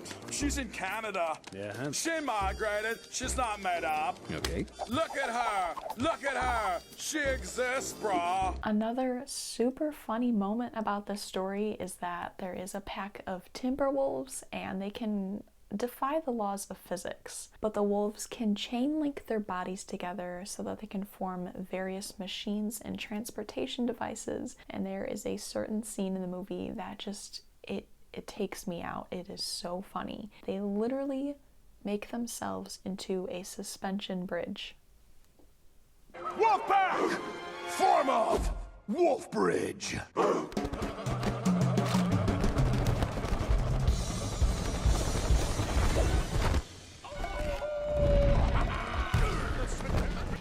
The wolves are forming a suspension bridge. How is that possible? I don't know. Like, that was one of the most out-of-pocket things. I was not expecting it, but it was too good. But also the character Tulip, she is such a funny character. While she's still working at corner store, there is a scene where she's working all alone in this giant room and she's kind of going off her rockers because she's just so bored and she's all alone. She's the only human that works there. So, I mean... You hear about Steve and Gloria? What? I hear they're an item. No. Are you guys talking about us? Better not be talking about us. I told you that in confidence. You don't make her upset. She's my love. Oh no, I said it out loud. Is the soundtrack good, and is it even memorable? The soundtrack was pretty good. I mean, it fit the story nicely. I didn't recognize any of the music, except for one song that was sang by Jason Derulo. Is this movie made for all ages, and are there adult jokes? This movie is certainly made for all ages. I mean, no matter how old you are, how young you are, you will be laughing your socks off. Best day of my life! Only to lose it. Worst day of my life! Only to get it back. The roller coaster of a game. Wait a second. There was no game last night. What the? Did this movie make me cry? I cried, I crew, I crawed. I cawed a few times. This movie, it does pull on your heartstrings, but also I was crying because I was laughing so much. There is a scene where there's an emergency stop button that they have to press, but it is literally behind like a saw trap. Like, there's a bunch of like machines and saws going back and forth and you have to like press the button. I thought that was very funny. I'm gonna devour this thing. I'm gonna bite her arm clean off.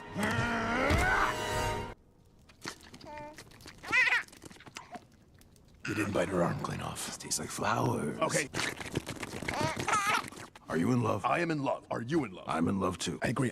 Hey guys! This tiny thing is now a wolf, everybody! What is it? What? How are the characters designed and written? So even though this is Warner Brothers, the animals themselves really remind me of Illumination's T-Slap and Sing. All of the animals are just like really exaggerated with the way that they look. And I know that's like pretty popular for like a bunch of kid stuff now, just to have like big-eyed, big ears, whatever. But like just the way that they look reminds me of Illumination. But also the humans are very unique, and I really just like how they're animated overall. They just have a cool vibe about them. How is the world design? So the world design in this movie, it honestly eats. Like, no crumbs left behind. So Corner Store is on the very tippity top of Stork Mountain. Like, it's literally sitting on the very edge. Like, I don't get the physics there, but I mean, I don't get the physics with the Timberwolves making a bridge. But throughout the movie, we see so much wildlife as Junior and Tulip are trying to find this baby's home and everything. But oh my god, like, once again, this movie does a great job with the lighting and everything. I can't play this audio, but enjoy the video. I'm sorry, but I don't want a copyright strike. Yeah. And like I mentioned with the Gardner family and their little kid Nate, together they are all building a giant bullseye so that the storks and the baby can find their home. But the entire like setup, it's funny. Literally throughout the entire movie, they are making this giant contraption. It's a giant bullseye, and then there's like slides and like a giant fan and everything. It doesn't make sense, but I love it. Is there any misogyny or bigotry, and is the cast and characters all white? When it comes to misogyny and bigotry, there is nothing, no bad vibes in sight. It is so amazing. The characters are all white in the movie, or they're all animals, but the casting itself is pretty diverse. They chose some of the funniest people ever to voice in this movie. Like, they did a great job. So we have Keegan-Michael Key and Jordan Peele, who play the two top dogs of the Timberwolves. They're like both alphas. And then we also have Andy Samberg. No, I'm not Andy Samberg! And then we have the Avena lady, Jennifer Aniston. Who's Jennifer Gardner? Garner? Is that even a person? Jennifer Aniston, the Avena lady. And then my favorite character, from this movie, Pigeon Toady. Oh my god, when I found this out, it just made my day. He is voiced by my other favorite character from Big Time Rush, Gustavo Rock. Stefan Kramer Glickman. That guy is awesome. He has the voice of an angel, and he's funny AF. And he's BTR's songwriter and manager. Hello. Was this movie memorable? I faintly recall seeing trailers from when this movie came out 8 years ago. 8 years ago.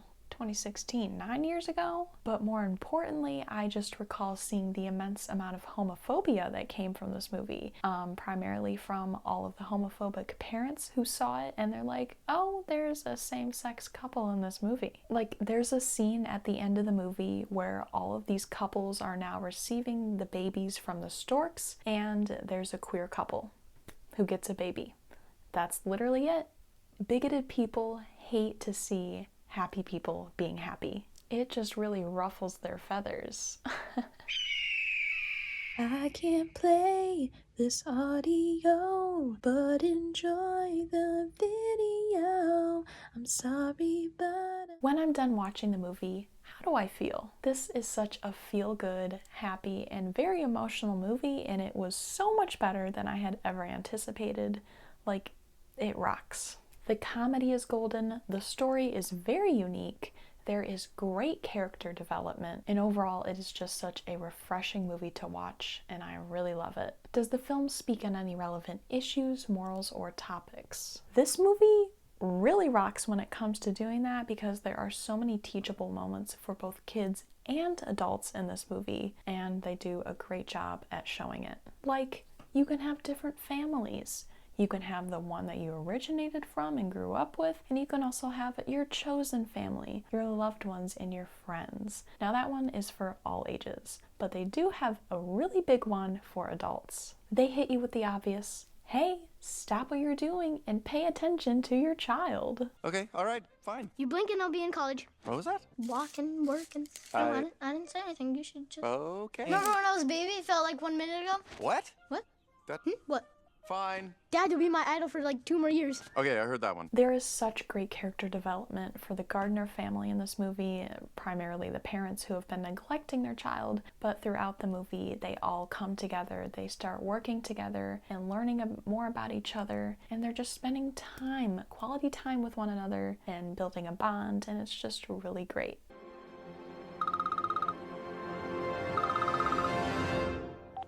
Moms are fun too! Do I refer to this movie in everyday life? So this was my very first time watching the movie, and I don't really recall anything from the trailers specifically when I saw them 9 years ago, so nothing from the movie specifically. However, since I watched it, I do think of Pigeon Toady often. He will be my next blonde cosplay, okay? So what are the ratings when it comes to the age group and all that jazz?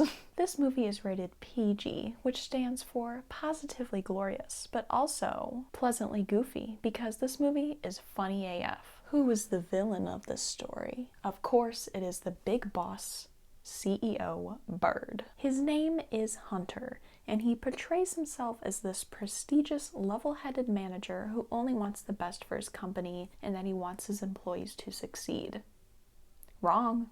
Behind closed doors, he only just wants the baby machine to break. He does so many little but big things throughout the movie to try to stop the baby making factory from even being a thing. He literally stops letters from coming in and going into the machine. That's how babies are made in this movie. But he even goes as far as changing the delivery address on some of the babies' packages so that they do not go to their rightful home. Like, what the fuck? He is so incredibly rude to all of his employees, including his son who works for him, and he literally calls him his son-ployee. He is narcissistic to the max and abusive, and he literally uses his little bird employees as like stress balls and golf balls, and I'm just like, so yeah. Hunter sucks. But with the whole baby making machine and all that good stuff, I said that T-Slop 2 was Boss Baby coded, but this movie, Storks, is Boss Baby coded. Like, for real. And to rank the movie Storks, I will happily put it up at the top at the perfect family harmony. Oh my god, so I actually have to re-record these last 3 movies because my dumbass didn't pay attention and I thought everything had synced up to my laptop, but it didn't, and then I deleted the footage because I had to make room to film my next video. So let's just get into it. So this next movie is Gnomeo and Juliet. That's Gnomeo. This movie came out on February 11th, 2011 from Touchstone Pictures, and I'm pretty sure that this is a Valentine's Day movie. So the production budget for this movie was only $36 million, which is actually on the lower end for animated movie production budgets, but they did make over $190 million in box offices. So this movie takes place in the bloody UK. We have Miss Montague and Mr. Capulet, and they are neighbours. Their backyards are separated by a tall fence. Mr. Capulet loves his red gnomes and Miss Montague loves her blue gnomes. But when they aren't looking, their garden gnomes come to life. So is this movie entertaining and does it keep my attention the entire time? So the opening scene to this movie is a little red gnome reading from a storybook, and the entire time I just thought of the little peas from VeggieTales. They look the same and they sound the same. The first 5 minutes I was a wee bit worried because the story seemed rather bland and nothing was really happening. But then 5 minutes later, the story picked up the pace just like Uma Compton. Does this movie make me laugh out loud or just giggle on the inside? The humor overall is actually pretty good in this movie, but when it comes to the hard-hitting jokes, we have Nanette the frog. So Nanette is a garden frog sprinkler. Her tongue is the sprinkler. It's so funny. But she literally carries this movie when it comes to comedy. Is he totally gorgeous? Totally. Does he have a nice rotund belly? Well, let's call it sturdy. And his hat is, big and pointy? She just has so many golden lines throughout the movie, and I just love her commentary. But then we also have the garden flamingo, Featherstone, and he is also another super funny character. Whenever he is on screen, he's just cracking a joke. It's kind of like snowing, but it's not. Oh, baby, you know, I'm getting into this now. See, the trick is to go like, then you get them all with one. You don't have to. Is the soundtrack good, and is it even memorable? So when it comes to the music in this movie, it is just all Elton John. He's British, but literally every single moment that they could play a song in this movie, it is Elton John. Whether it's him actually singing one of his original songs, or it's just the instrumental version in the background, it's honestly quite funny. Like, they used Saturday, Saturday for a chase scene. It's fitting. And whenever I just think of Elton John, well, his initials are EJ, and that makes me think of High School Musical, the series, because there's EJ, but his name is also, spoiler, Elton John. So obviously with Elton John, the singer, his music slaps, but I've always wondered, why do they only ever use Elton John's music in this movie? And then I looked it up. I found a really cool interview with Elton John, and it's all about this movie Gnomeo and Juliet, and I'll have that linked below, but I'm just gonna read a little itty-bitty portion just to give you some insight. At the press day for the film, the singer, songwriter, musician, and humanitarian talked about the 11-year process of making Gnomeo and Juliet, revisiting his old music, his process for writing the new songs, why he loves listening to music from new artists, and how he'd love to do a feature film of his life story. From that point on, I just really handed it over to the rest of the team to put it in, and I didn't really take an active part in saying, this should go there. For example, I didn't choose Benny and the Jets to go over the scene where Benny is on the computer ordering the Terraforminator, but obviously it worked. So this article was written in 2011, and the interviewer said, it seems that there is a subtext with the reds and the blues in regards to what goes on in America. Was that intended? John said, no. When we started the film 11 years ago, in the year 2000, I do feel that there is a message in the film, like we spend so much time hating each other because our parents tell us what we have to do. I grew up conservative because my mom was a conservative, but when I finally realized what conservatives were, I changed my mind immediately. As children, we tend to copy our parents. In America, it's gotten so far stretched now, and the rhetoric has gotten so dangerous. It puts things in people's minds, and it's so unnecessary. If there is any message that can come out of this film, which is purely coincidental with the timing, then I'm all for it. As I grow older, it saddens me to see a country that I love so much having so much of a gulf between people. They don't meet in the middle and talk about putting their differences aside. This film sends out a positive message, but it is truly all coincidental. Sorry for the lack of energy. I feel like I've already done this before. And I will touch more on him making his own feature film later on. Is this movie made for all ages, and are there adult jokes? This movie is certainly made for all ages. No matter how old you are, you will find at least a few moments throughout the story that will make you chuckle. Did this movie make me cry? No, probably because I've already seen this movie and I already know the moment that is just ceramic heart shattering. But I mean, overall, like, yeah, it's emotional, How was the character design and writing? I really love how all the characters are designed in this movie, especially all of the garden gnomes and other garden decorations that come to life. Like, all of the small details added to these characters just make it so much better. So of course garden gnomes are painted, and then after a while the paint will chip, and it shows that. But also if there are like any small cracks in the ceramics, anything like that. They even show like lichen growing on some of the gnomes and stuff like that. Nanette, my favorite character, she is a sprinkler and she gets people wet when she talks because she's a sprinkler. There are these little mushroom figurines that kind of hop around and they just act like dogs. I don't know, like they sniff out and everything, but also like I swear at one moment in this movie they were put in like a timeout or something, and I'm like, are you guys not all equals here? You're all garden figurines. But anyway, but another thing that I love is that they all have their own sound effects. So like whenever the ceramic gnomes or like little mushrooms are jumping or hopping along, whatever, it sounds like ceramics. As a ceramicist, it's just, I love it. But with everything coming to life when the humans aren't looking, it just of course reminds me of Toy Story, and I think they do a great job at it because when the humans do come back, they all go into their original poses. How is the world design? So for a majority of this movie, our POV is just in the backyard of Mr. Capulet and Miss Montague, and we have the POV of the little garden gnomes and whatever, so it's like we're looking up into this big beautiful world, but it's just a small backyard garden. But I just love it because everything is so detailed, and I love being in a garden. I love being outside, and so having that point of view just makes it even better. And I just love super immersive stuff like that ever since I was a wee lass and I watched A Bug's Life.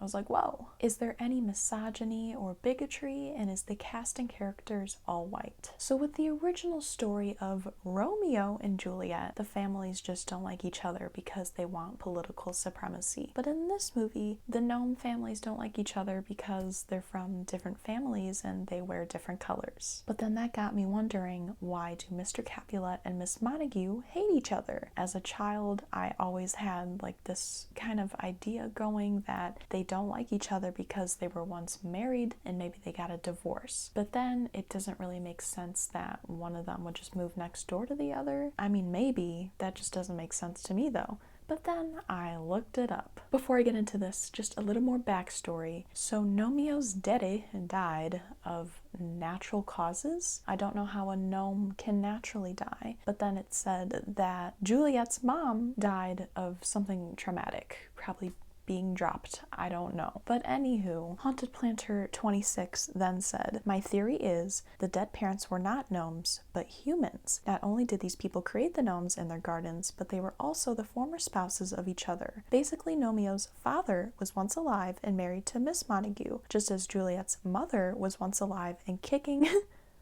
Oh, I read that wrong. Was once the live and kicking wife of Mr. Capulet. These feuding neighbors are in a reality grieving widow and widower who just want to keep their departed spouses alive in their memories by keeping up with the gardens they started. Lady Blueberry represents Miss Montague, reminiscing over her dead husband's flower beds. Now she would do anything to make him proud. Lord Redbrick represents Mr. Capulet, wanting to be protective over his children, evident by how Mr. Capulet calls Thibault, his little innocent garden boy, like his child. So, I believe Miss Montague and Mr. Capulet hated each other in the beginning because they were just alone and devastated by their losses, burying their emotions and maintaining their garden for the sake of their departed loved ones. Each of them secretly shares a pain in seeing each other's garden and suspects that their neighbor will do anything to destroy what they have, and they are so defensive every time that they see one another. It isn't until both their gardens are destroyed by their feud seems to end. So that is just a very interesting conspiracy theory, and it honestly makes a whole lot of sense. When it comes to the cast for this movie, well, they're all British,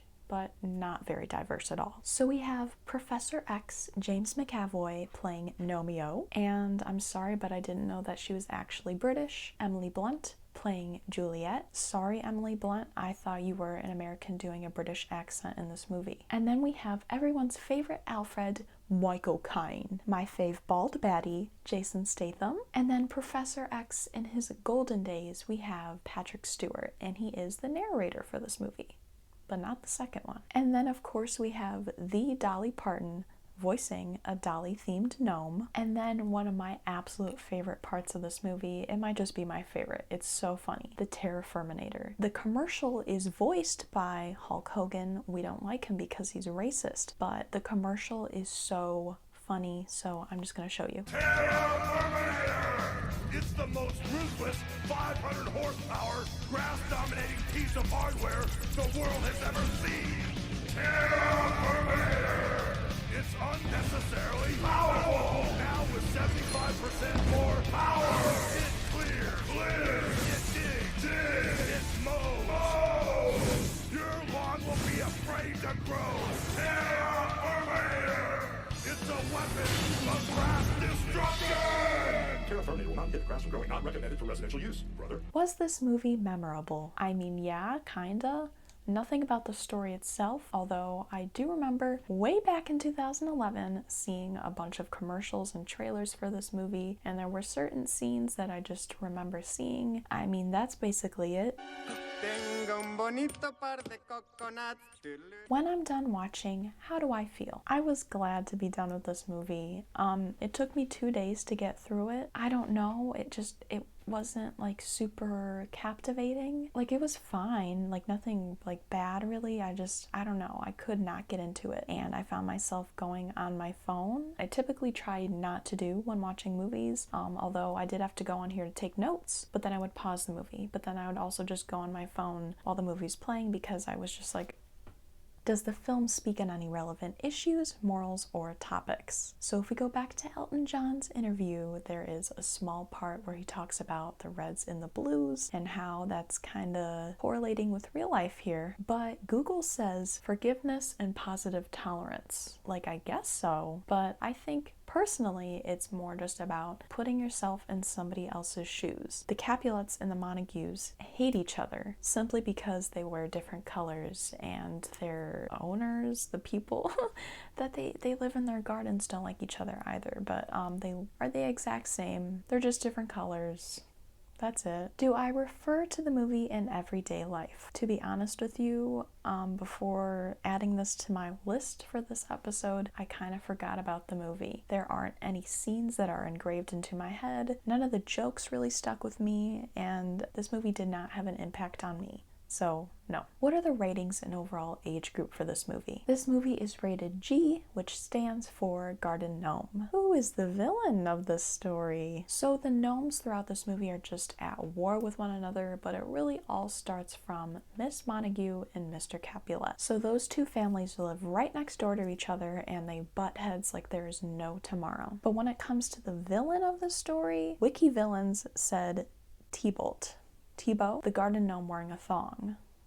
We know, the other guy, voiced by my queen, Jason Statham. And like, yeah, he is a bully throughout the movie, but I wouldn't have pegged him to be like a villain, but I guess he's just the most evil guy in this movie. But also, how about Gnomeo and Juliet's parents? Because they literally super glued Juliet to a stand so that she could not go to see Gnomeo. That's kind of evil if you ask me. And then Gnomeo's mom said, I will make them rue the day they destroyed my son. The only ever time I've heard someone say rue the day is from another villain, Neville Papperman. And to rank this movie, Gnomeo and Juliet, I would put this on for my nephew. So 7 years later, Sherlock Gnomes came out on March 23rd, 2018 from Paramount Pictures. So they upped their production budget for this movie to over $50 million, and they made just over $90 million in box offices. So in this movie, we see Sherlock Gnomes and his assistant, Dr. Gnome Watson, as they find clues that lead them to their arch nemesis, Moriarty, who is a pie mascot. Yeah, it's weird. But this evil little pie mascot is keeping garden gnomes captive so that he can smash them to smithereens. Meanwhile, Mr. Capulet and Miss Montague are now together forever. They are in love. They are baes, and they moved in with one another in downtown London, where Gnomeo and Juliet and the rest of their garden friends now live. Is this movie entertaining, and does it keep my attention the entire time? This movie was honestly quite entertaining right from the get-go. So the very first scene that we see is once again that Little Red storybook, and supposedly it's a Shakespeare storybook. For the life of me, I cannot find this scene anywhere, but it's the little garden gnomes, or are the mushrooms, the garden gnomes, and they're reading from the book, and one of them says it's time for another Shakespeare tale. And I mean, if you didn't already look at the title of the movie, you would have been like, what other movie could they do? And then they start listing off other movies. Like, oh, what about The Gnome Ranger or Indiana Gnomes, both of which, even including Sherlock Gnomes, none of those are from Shakespeare. I don't know why they would be in the book. But the story then starts with the Montagapulets. That's their ship name. They had just moved in and unpacked all of their garden gnomes and stuff like that. And one of the very first comments made by, I think, the little ceramic deer or whatever is, wow, this place is a dump. Yes, the garden is a dump, and they do end up cleaning it up a little bit later on. But also, like, it's just not cute. Like, it's very small, smaller than both of their gardens before, and you think that two garden lovers moving in with one another would want to find a big, beautiful backyard. Does this movie make me laugh out loud or just giggle on the inside? So I hee-heed a few times, but honestly nothing much, because the comedy in this movie is subpar, especially comparing it to Gnomeo and Juliet. But there are some funny moments, like when a garden gnome says, "Hooray for nepotism!" because Gnomeo's mom and Juliet's dad then crowned Gnomeo and Juliet to be the next gnomes in charge of the garden. They didn't hold a vote or anything, like no majority wins. They just said, hey, our children are gonna be the next ones up here. And everyone's like, oh. But funny characters in this movie, we have the thong gnome. What's his name? Mankini? He is so funny. He was in the first movie too, but he's also in this one. And when it comes to comedy, I already said it's but he makes this movie funny. But also we once again have Nanette the frog. She unfortunately is barely even in this movie, but whenever she is sure to crack a joke. Alas, cursed am I, transformed into a frog. Hold on, wait a second. What is wrong with being a frog? Oi, Meryl Streep, just read the lines. This is so froggist. Is the soundtrack memorable, and is it even good? I'm gonna read you exactly what I wrote in my notes here while I was watching the movie because it's funny. I said, more Rocket Man. I can't think of his name right now during the movie, but there's more groovy tunes from him. His name is Elton John. So this movie is kind of different when it comes to the music. It's all once again Elton John, but in the first movie, Gnomeo and Juliet, it was all just his classic music. I think there was only one remix that was kind of like more pop-like, but in this movie, every single song is a remix. It's either pop or like dance, techno, whatever. It's just very different, and I don't know why. I don't hate it, but also, I think his original songs are just totally fine as is, but as long as Elton John is happy. But also in this movie, they play the song, I'm Still Standing, yeah, yeah, yeah. But that brings me back to when I was talking about Elton John and his, what did I say about him wanting to do something about his life with his music? Anyways, so this song, I'm Still Standing, is sung by Elton John. But in the movie Sing, there is Johnny the Ape, and he also sings that song, I'm Still Standing. But Johnny the Ape is voiced by Taron Egerton, and if you did not know, just a few years later, he played Elton John in the Elton John movie Rocket Man. Now, if that is not a full circle moment, I don't know what is. Is this movie made for all ages, and are there adult jokes? This movie is definitely made for all ages, but this one is certainly geared more towards kids when it comes to the comedy, or lack thereof. Like, there are a few adult jokes, but nothing even close to Gnomeo and Juliet. All ahead full, Watson! No, wait for us! Did this movie make me cry? Nope, I did not feel my heartstrings even being gently brushed, if that makes sense.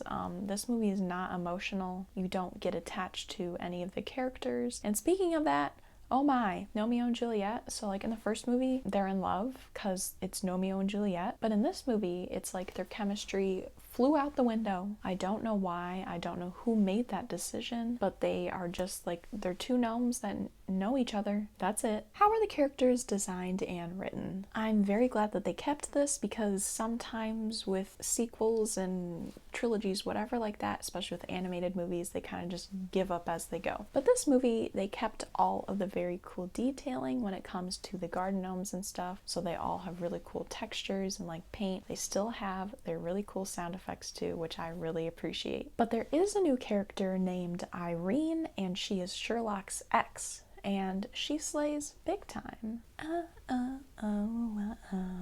And she's just like the Moxie Girl dolls. You know, Moxie Girls. Hey, Moxie Girls. Because she switches out her hair, she has a totally new wardrobe for almost every single scene, and she slays. But also, she is a musical girly. I mean, she has the voice of an angel, and that's because she is voiced by Mary J. Blige. How is the world design? So this movie is once again based in London, but I'm kind of just done with this movie because it's not visually appealing, at least in the beginning. Gnomeo and Juliet was absolutely visually captivating because, again, it's just the small POV looking up into this beautiful lush garden. But then in this movie, it's like we're just looking at a drab gray city. There are some cute spots, like in downtown, there's a cute little flower shop, and the lighting is very pretty in that scene. It's all just very like lush and cozy looking, but that's kind of it. But another major moment, I say major, I don't know, just because I noticed it, but when Sherlock and Dr. Gnome Watson are on the rooftop, it is sunny, but then all of a sudden it becomes overcast and it starts raining. And if you didn't know, when things get wet with rain, they get darker. And the roof tiles were getting darker, the cement was getting darker, and then lichen was showing up too. And I'm like, okay, slay. And if you didn't know, I just really like lichen. I made a whole video about it where I made a DIY light switch cover, and there's a whole lot of lichen on it. But then later on in the movie, when we meet Irene, Sherlock's ex, we see Curly Foo's Emporium and the Doll Museum. And that entire scene is just giving Toy Story 2 when we see Al's Toy Barn and they're going down the aisles and they meet Barbie, except they're going down the aisles and they see all of these waving cats. Is there any misogyny, bigotry, and is the cast and characters all white? I didn't pick up on any misogyny or bigotry in this movie, which slays. And then the characters, I mean, they're either all white or they're garden gnomes and other figurines. But the cast, I don't know who made this decision, but Sherlock Gnomes is voiced by Johnny Go to the Depths of the Ocean and Stay There Forever. But the rest of the cast is once again fabulous. We got all the Brits. Was this movie memorable? Well, this was my first time seeing it, and I honestly do not recall ever seeing any advertisements or commercials for this movie. Like, this was a brand new movie to me, but nothing really stood out in terms of like scenes or comedy, commentary, nothing. I think that once I am done editing this video and uploading it, my brain will not be storing any information about this movie. When I'm done watching, how do I feel? Well, this was my very first time watching, and this will be my very last time watching. Let's just put it at that. Does the film speak on any relevant issues, morals, or topics? So there's actually a quote from Sherlock at the end of the movie where he says something about appreciating your friends and your loved ones. He said, a man doesn't make you strong, but the right partner can make you stronger. Get your ass in the basket since you want to act so fruity, okay? Do I refer to the movie in everyday life? No, I don't think I ever will. What are the ratings and overall age group for this movie? So this movie is rated PG, which stands for Proper Gobsmacked. Who is the villain of this story? So in the beginning, I mentioned that there is a plastic pie mascot named Moriarty. It just doesn't quite make sense. Like, he just commits evil acts and then he does the baby Brent, uh-oh. However, he is not the only one being an Evel Knievel. I will not spoil this because it's a pretty whoa moment when you find out, but there's another character throughout the movie who has shifty eyes and... But also, how about Gnomeo? I also mentioned that him and Juliet no longer have any chemistry throughout this movie, but I think I know why. He is manipulative AF throughout the entire movie, and he tries to say, "Hey Juliet, I want you only to care about me instead of saving all these gnomes that are gonna die." boy, they just do not seem to be in love. They do not seem to be in like, and it is a very big loss from the first movie, because that's literally the whole point of the first movie, is that they fall in love. So Juliet, if you're watching this, you need to stop hanging out with guys, because they kill your vibe and they stop you from making progress. Here's a little fun fact. I don't know when this was in the movie, but someone mentioned that giving a clock is offensive in Chinese culture, like giving a clock as a gift. And I was like, what? Because sometimes in movies they just like to make up stuff, and I don't know why. But in this movie, I looked it up and it's true. And it makes sense. So to rank this movie and comparing it to Gnomeo and Juliet, it really is not that great at all. So I'm gonna put this one in.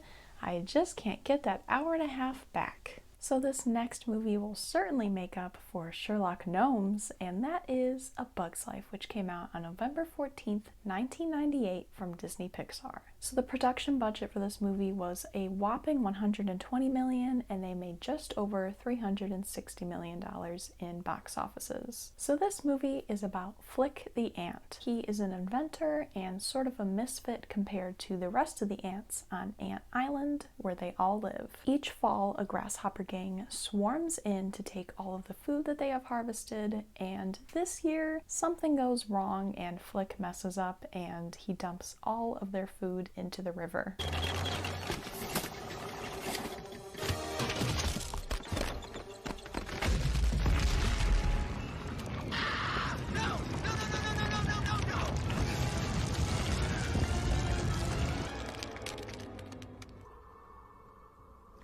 So he is then sent on a mission to find some bugs to help him defend their ant colony from the grasshoppers. Is this movie entertaining, and does it keep my attention the entire time? Man, oh man, do I love this movie. I've seen it probably 24 times since I was a wee lass, and it is easily one of my favorites of all time. I love wildlife, I love the outdoors, I love bugs, and I just love how immersive this movie is. I mentioned that in Sherlock Gnomes, but this movie, you really feel like you're an ant living in this big, beautiful world. Does this movie make me laugh out loud or just giggle on the inside? This movie has me laughing out loud right from the start all the way to the end. So Flick uses a little tiny rock as a metaphor to say basically, hey, this is a seed, and one day this tiny little seed will grow up to be a big tree. Pretend that that's a seed. It's a rock. Oh, I know it's a rock. I know, but let's just pretend for a minute that it's a seed, all right? We'll just use our imagination. Now, do you see our tree? Everything that made that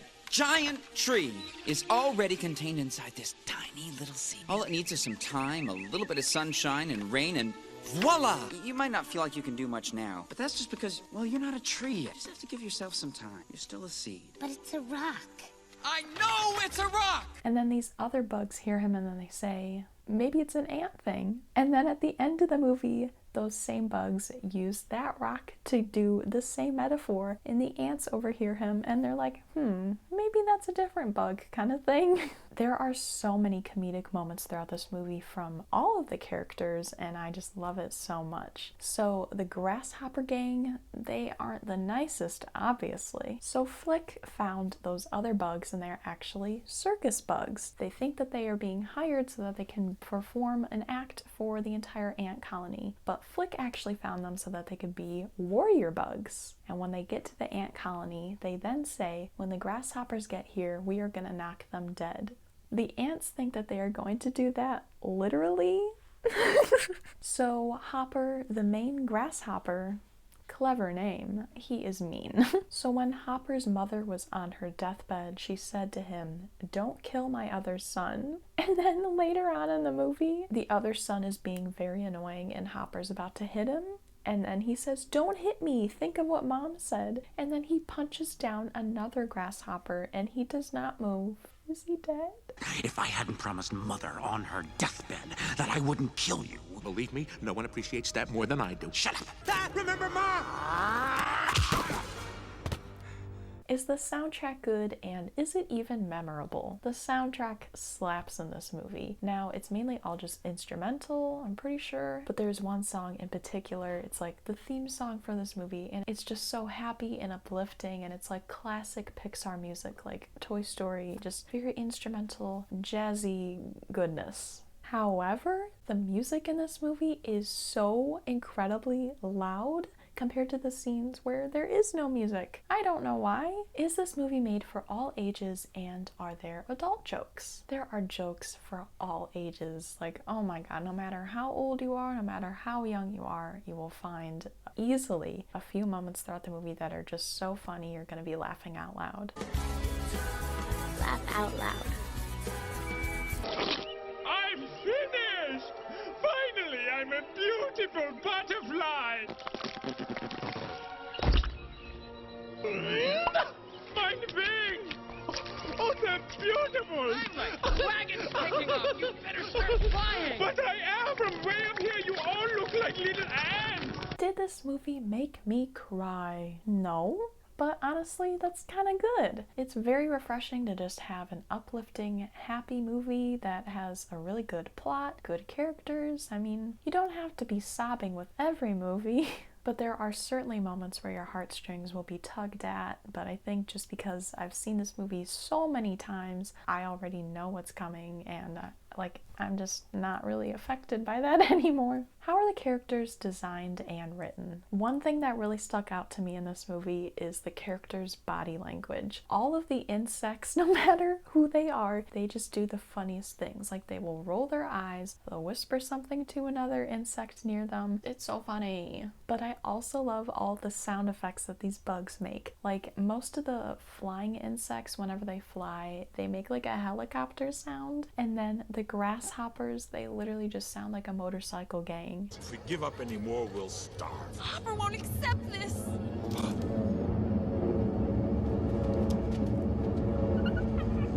It's too good. But with the design overall, I just love it. It's mainly with the ants, but also some of the other flying insects like the beetle. They have very like shimmery holographic looking skin, and I've just always been so infatuated with that. I think it's so pretty, so unique, and for this being 1998, like, I don't know much about like editing and stuff like that, but I feel like that is pretty good, and it looked really good in this movie. But also, that's why I wore my shimmery shirt.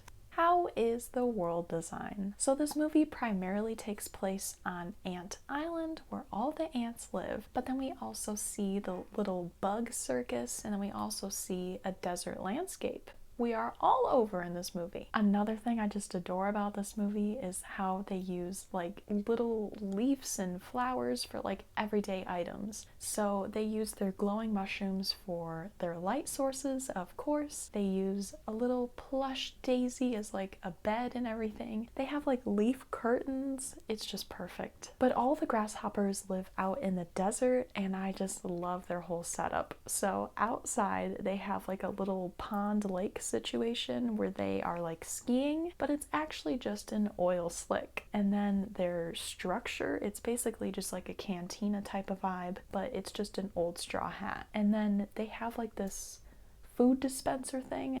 It's just so unique and so cute. Then with the bug circus area, it is so cute. Once again, they use like old takeout boxes and like cookie boxes and popcorn tins to like set up their whole area. It is so, I just love it so much. And then going back to Ant Island, it's so beautiful, so cozy, so cute. And one thing that I've always just thought of, so when the ants are harvesting their food for the grasshoppers, they put it on this rock structure, and there are so many rocks stacked up on one another, and they also like to place it right in front of the river. I don't know. It's a cute little setup, but it doesn't make sense. But another thing about Ant Island that I just have to mention, because maybe one of you have had the same thought process as me. When I was little, I always thought that Ant Island was the same island from the Pixar short Bounden. They look very similar to me. I always thought they were the same, but no, they're just two different little islands. Is there any misogyny or bigotry, and is the cast and characters all white? When it comes to misogyny and bigotry, the only thing that kind of really stood out to me is with this ladybug character named Francis. Now, he is a man. He's a ladybug. I don't, why is that the name, Ladybug? I don't know. But also, he is a man, but throughout the entire movie, there are so many instances where all the other insects are calling him, yes ma'am, look at that pretty lady, and then he's always like, I'm a guy. So, that's not cool. Hey, cutie! Wanna pollinate with a real bug? Ooh, baby, yeah. So, being a ladybug automatically makes me a girl. Is that it, flyboy? Huh? Yikes! She's a guy! Francis, leave them alone. They have poo-poo hands! But aside from that, this movie rocks. When it comes to the cast and characters, we don't see any humans in this movie. Thank God. They're all just bugs, so... But with the cast, I did not recognize any of these people, I think. But no. But it's not that diverse.